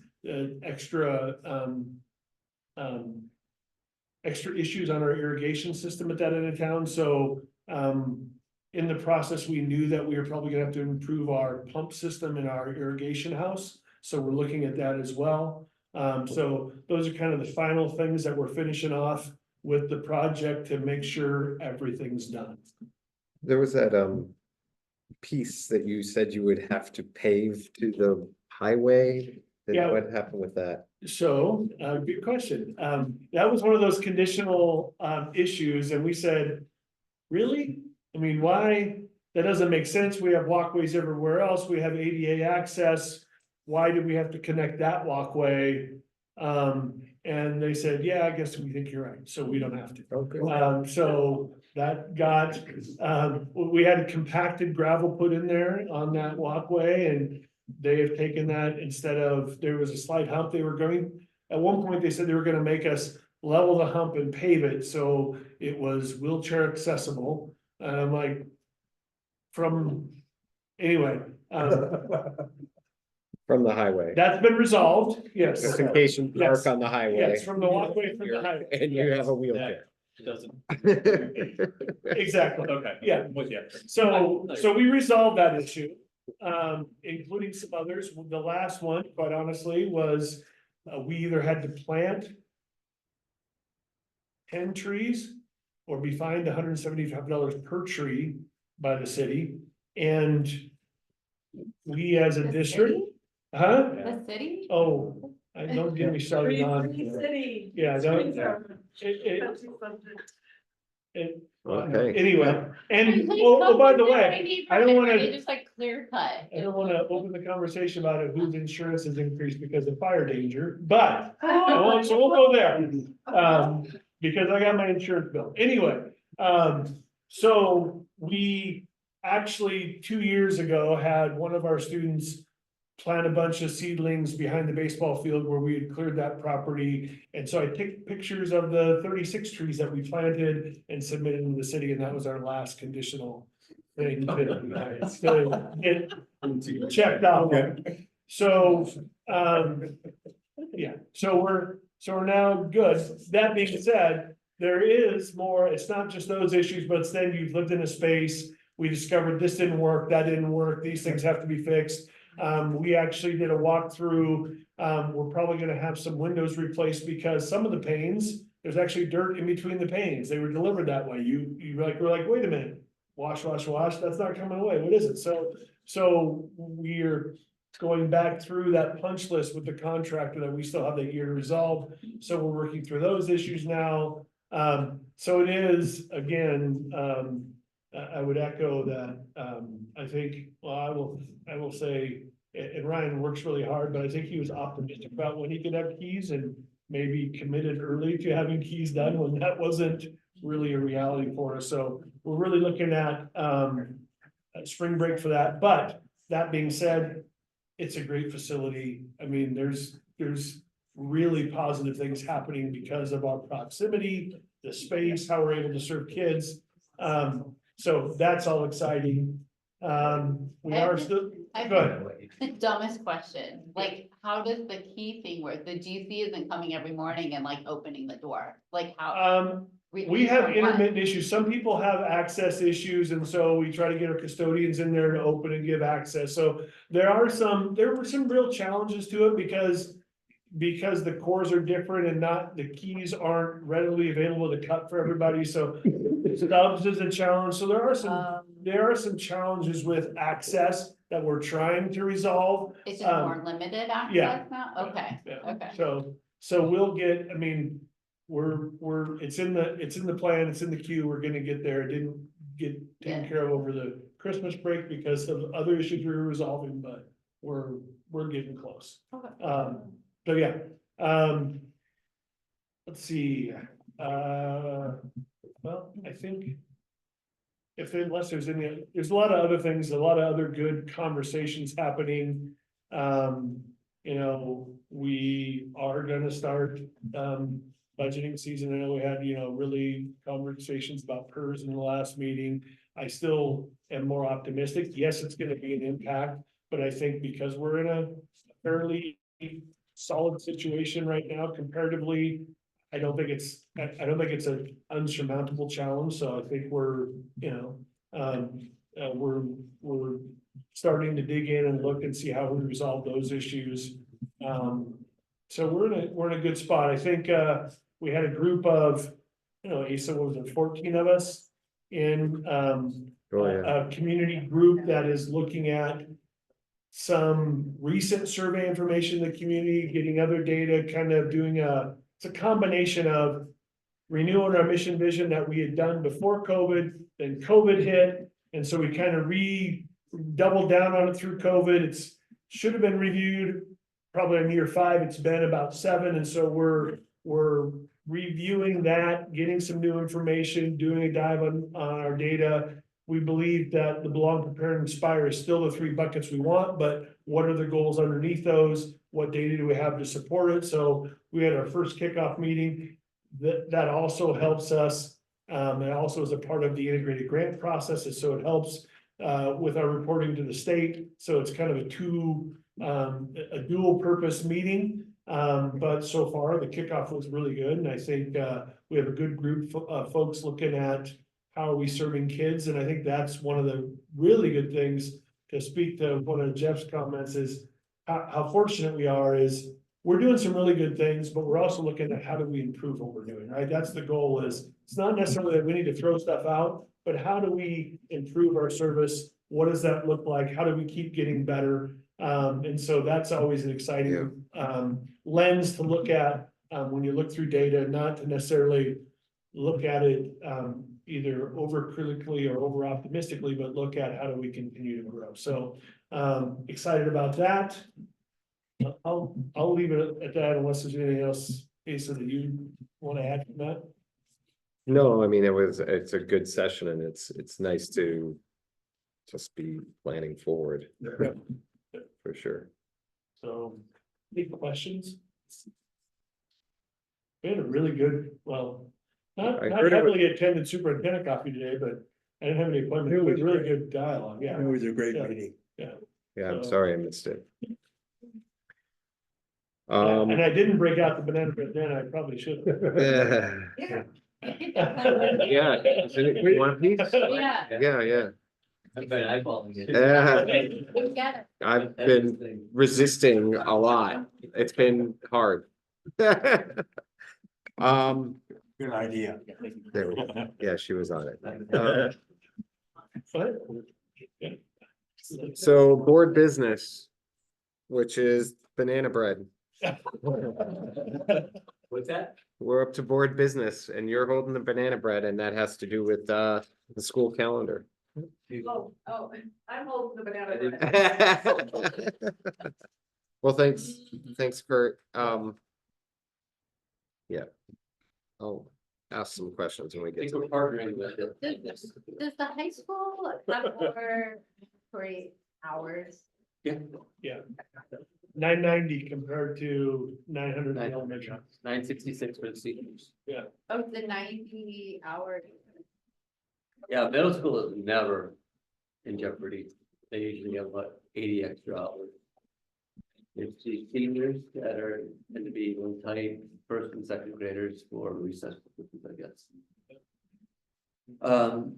First, I think I need to thank the committee because there was on the committee, we had Gretchen Lane and Jonathan. And then at the high school, we had Sam along with all the building administrators. Jenna joined us this year, Joan, Tim, and Steve, along with Asa, and I think the silent partner back here. I know he's reading the stuff, so if there was something there was concerning, we would know about it. It's important because I've been doing this probably for about 13 years. And it used to be painful and I did not want to do it. And it just made sense for me to do it, moving up the buildings, not having a principal in charge of it. And over time, the group knows each other, the group knows what to do, the group knows the rules, the regulations, and we can get right to work pretty quickly. And this year went pretty smoothly. Some of it had to do with because we've had this kind of calendar for about 3 years. There was no major discussions with the holiday breaks were pretty clean. Where Christmas fell, it just makes sense. However, what we did do is, I think we did a bit of an improvement in regards to where the breaks were lined up next to finals. I think that was a little bit of a discussion last year, and so we took that and made executive decisions this year, and so it's pretty clean calendar this year. Outside of that, there's no huge difference. I don't know if you wanted to add anything else that I need to bring your attention to. Oh, it seemed pretty clean cut. Yeah, you'll Just, notice that we've done this in the past. Hot button can be with some of our vets, and I'm a vet, so they can come talk to me. We're honoring it on November 10th on the Marine Corps birthday. I'm a former Marine, so that works out well. So we're honoring. November 11th. Yeah, November 11th is November 11th. November. Did I say something else? 10th, you said 10th, but it's. Yeah, November 10th is gonna be the day we observe. And then something we're doing differently. Yeah, it says 24, 25. Okay. Oh, Ah. what do I have? Yeah, not next week. I I was going, November 10th is not. Yeah, yeah, the November 10th not even on here, but that's why. Okay, thank you. That makes so much more, I didn't even think. Sure, Should print them out for you. yeah. I've got a copy. Sorry. And then the other thing that we're doing a little bit differently that. I've been emailed it like Yeah, 12 it's like, times. we can just pull it up on your phone. Got it. Just give me 1 second. Scroll 100 pages. The audit report. Okay. And it was done early. Joe's like, should we bring it now or do we wait? And everybody always loves to know the calendar as early as possible. And so I'm like, well, if we are done and it looks, I mean, again, it's more of a roll up of the way it should work is okay. And it'll inevitably we'll publish it. And at some point somebody go, wait a minute, why did we do this? There's something here that we didn't quite see. That better not be the case. Yeah.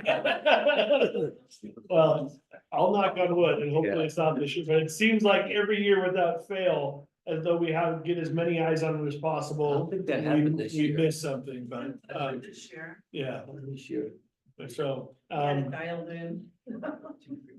Putting Halloween on a Friday was brilliant. Yeah, we have a little bit of time. Yeah. That was very well done. Yeah, it's funny that, well, that's them, and it is a collaborative group, and what's neat is, the high school has to make some decisions where everybody has to say, okay, basically, when it comes to, finals. And then elementary makes most of the other decisions, and middle school says, okay, whatever works. Oh, yeah. well, I think Halloween Thank is you. definitely a recommendation from the elementary school. Yeah. Thank you. And I I'm wouldn't, kidding. want yours The back? 31st is Oh. on a Friday, yeah. so it's just in the calendar. It works out. It worked out. It was when the workday was, right? Cause we, I think. Yeah, no, this year we did that, but next year it just falls on the 31st. There we go. Yeah, Yeah. That's, Okay. Don't that have to face the kids on November first. yeah, but the workday for this year, that was brilliant. Genius. that Yeah. one. So, No, I have a random question. Sorry, did I cut you off? I don't know. You did, and I was just trying to present, so, bringing your attention to, little adjustments so you can be prepared. I don't know if I've missed anything. Nope. Those are the major changes. You, Wait, which was, I guess I could look on. and then, I don't know if you guys want to give us some direction, but, it might be something for discussion about Labor Day coming up, because, right now, our current practice, while not board policy, we did kind of de facto adopt it that we would start on the first Tuesday. Yeah. But that's gonna make things difficult. We could, and for 2 years, when the Labor Day falls late in the week, or on the calendar, which means we could get out well into the 20s for 2 years.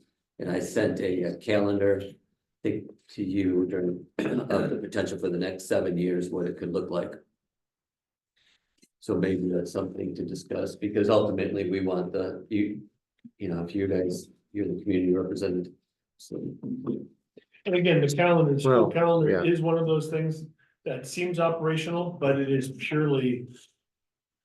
I mean, school board has the power to adopt. I mean, it is really, we've had this process before where the board has said, oh, we don't like this. Let's go back and you guys can put something together that meets these qualifications.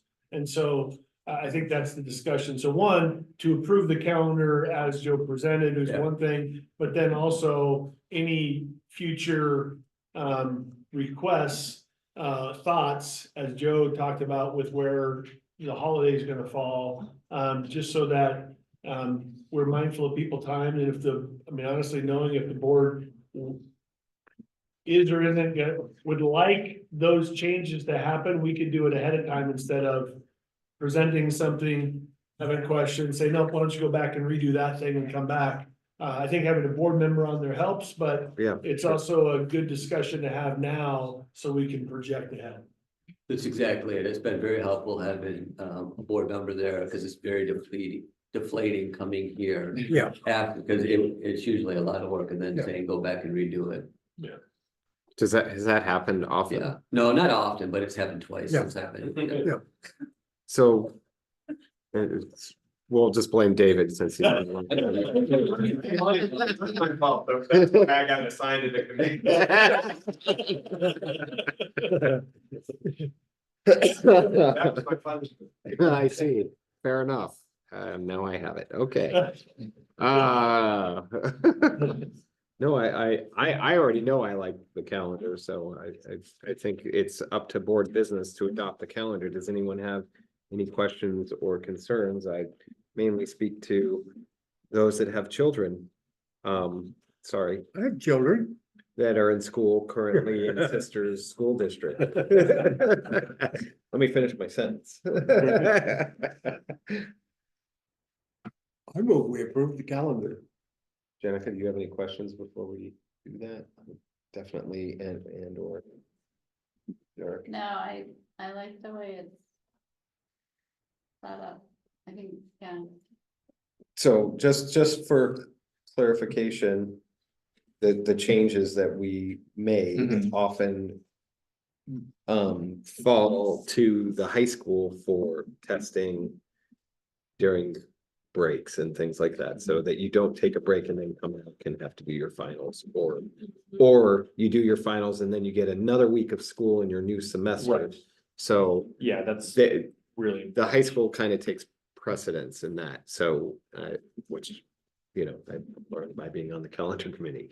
And it tends to be a trading one for the other, that Right, it never lines up perfectly, so either there's an odd week either in the fall, or there's an odd week around spring, it usually lines up somewhere because it doesn't always line up perfect. Yeah, right. And as he's telling us about Labor Day coming up for the next 7 years or what have you. how that's gonna impact things. So is the fall term just a week shorter? So yeah, that was a little bit, that's something we decided we would accept, is that down at the bottom right corner. You'll see first trimester is 54 days, second is 62, and third is 55. Mhm. Yeah. No, I mean, calendarly, it makes much more sense to do it that way, just the teachers are on. Yeah, Steve has, I don't think Steve and Sam and I had talked about it, you know, that's one thing, that's one reason why it takes a few weeks, because we'll discuss something and then sometimes they say, I'm not comfortable, the representatives will say, I'm not comfortable making this independent decision, I want to survey the staff. That happened twice. Yeah. Otherwise, it looks good.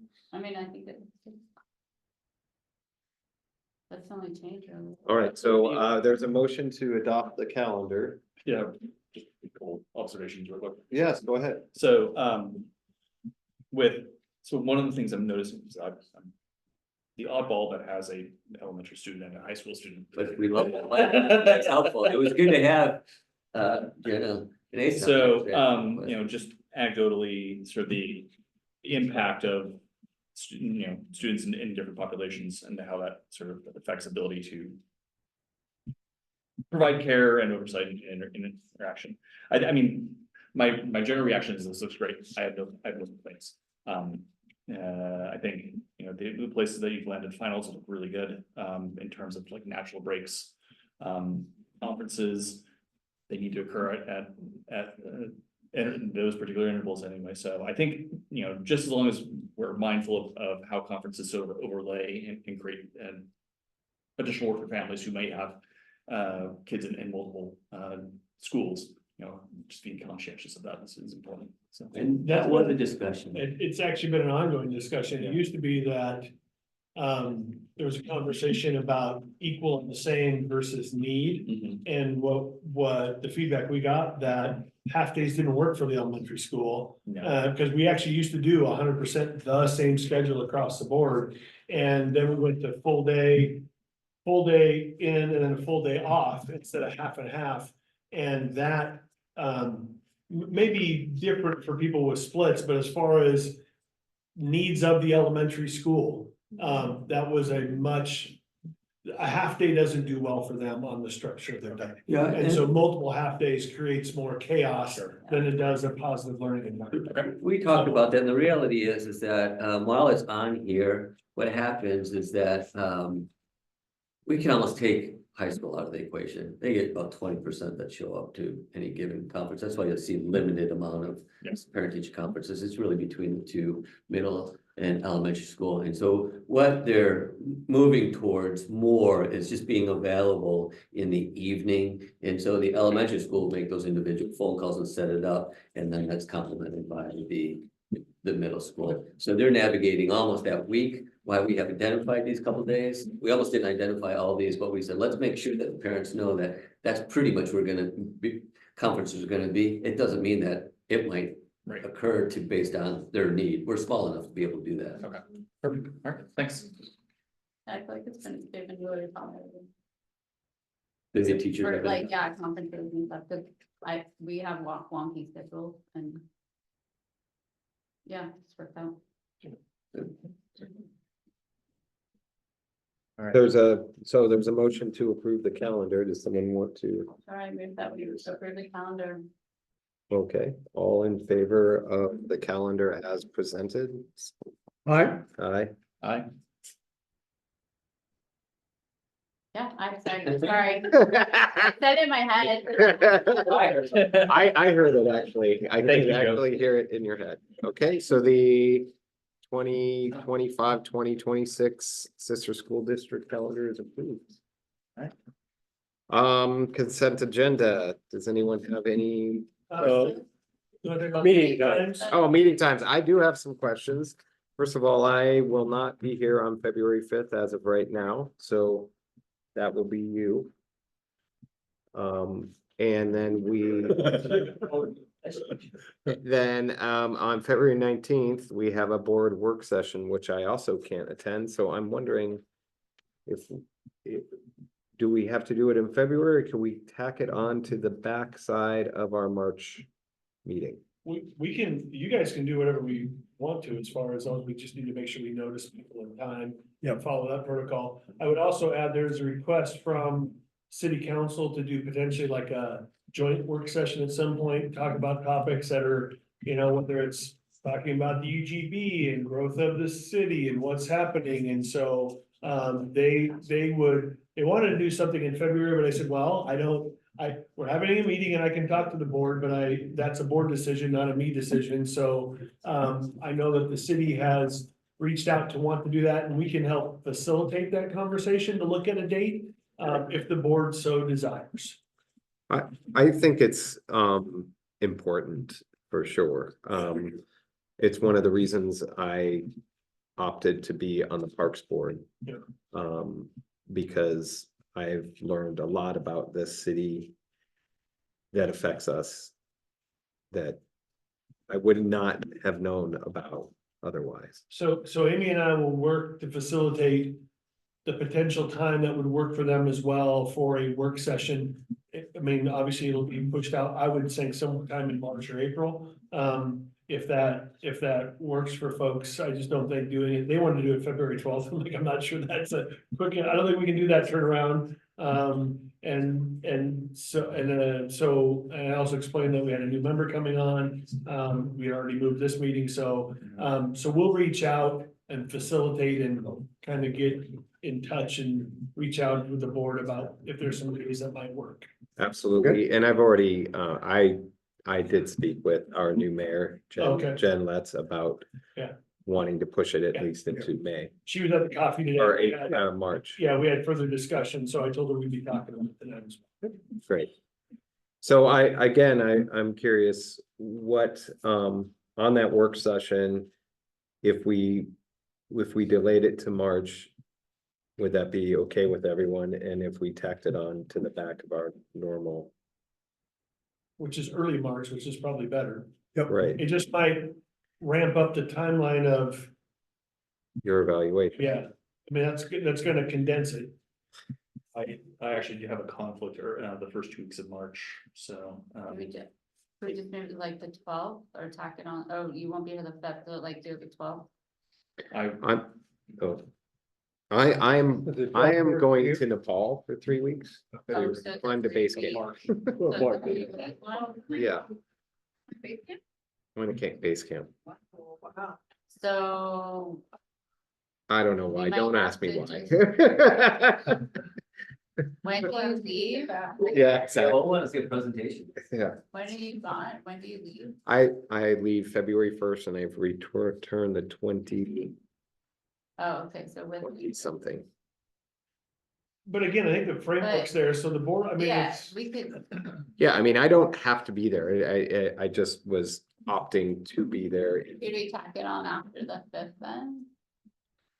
and then Eric's gonna be out the 5th, it sounds like. Oh, Right. you're out. Right. Oh, I thought. it So- was the- Of you're out. March, yeah. No, I meant The for 12th of March February. specifically, I will not be I will not be present, in person on the 5th of March. Okay. But I can No. call. Oh, Or move Oh, the okay. work, the well, work. calling in session. counts for voting Yeah. and or any other business if you're available. So, I mean, I'm going to be in Nepal and if I can, I'll zoom in, but that's not running a meeting. Hey, I called in once from Mexico. I've been to so- Nepal. You have? Yeah. Sweet. You've been to base camp? So, so I think right now, No, the never. discussion, it sounds like But March, cancel, canceling the February work session, Well, maybe not, because if I'm the only one that's gone, yeah. then you guys can still have a work And the session. work session is just discussing the breakdown of, if it is about my evaluation, if we need to do other stuff, Yeah. that we can do it, but it was earmarked for the board to break up responsibility in the structure of my evaluation process. Right, That's a work session, not an executive session, because it's just Right. about process. So, you know, that can still happen. yeah, that's what I'm thinking, like, if we just tack it on to the end of the February 5th meeting, like, can we move the work session?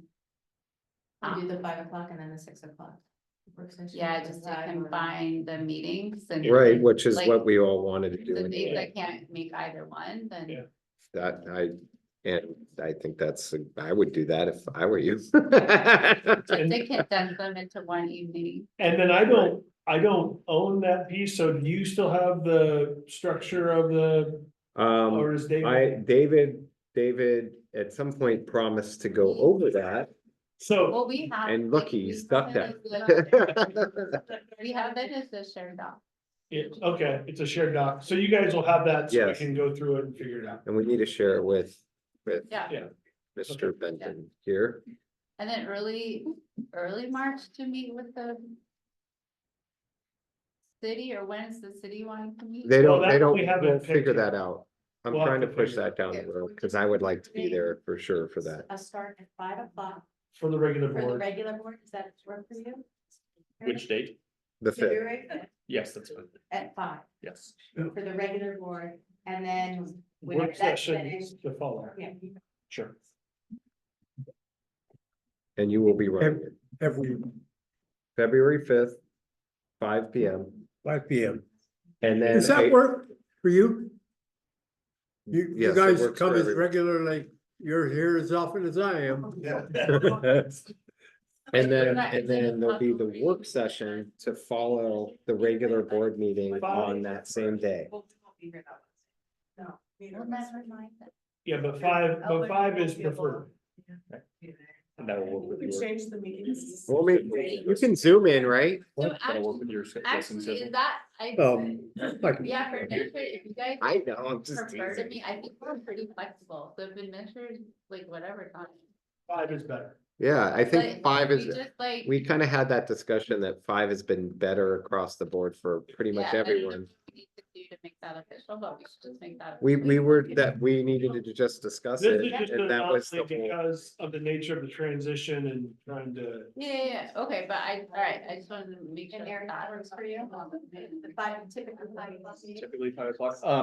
Yes, I did, as I mentioned to you, I typically have a business call at 5 PM.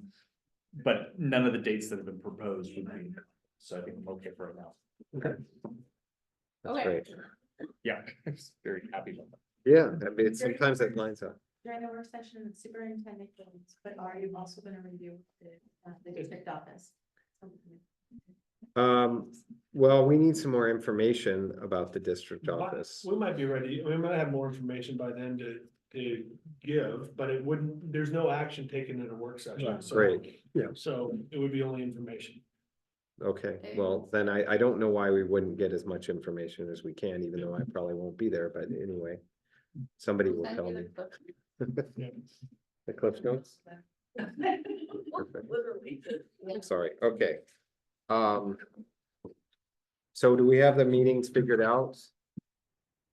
We Great. have, our next meeting is gonna be February 5th, following a work session to discuss superintendent evaluation protocol.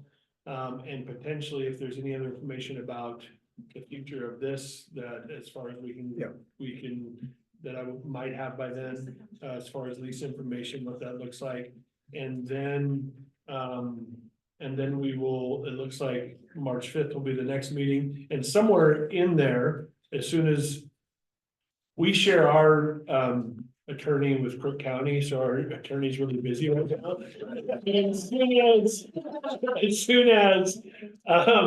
As soon as we get some freed up time and I can schedule time with Melinda to review policy, there actually is policy to get back in front of the board as well. So there were some policies that came through in late November-ish, December, that we need to review and get in front of, and have dialogue with Melinda and make recommendation for adoption and change. So, that will be coming soon. Okay, great. Talk about job security. All right, so I think that's everything except for consent agenda. Does anyone have any questions about meeting minutes for the regular board meeting and or the 2 work sessions?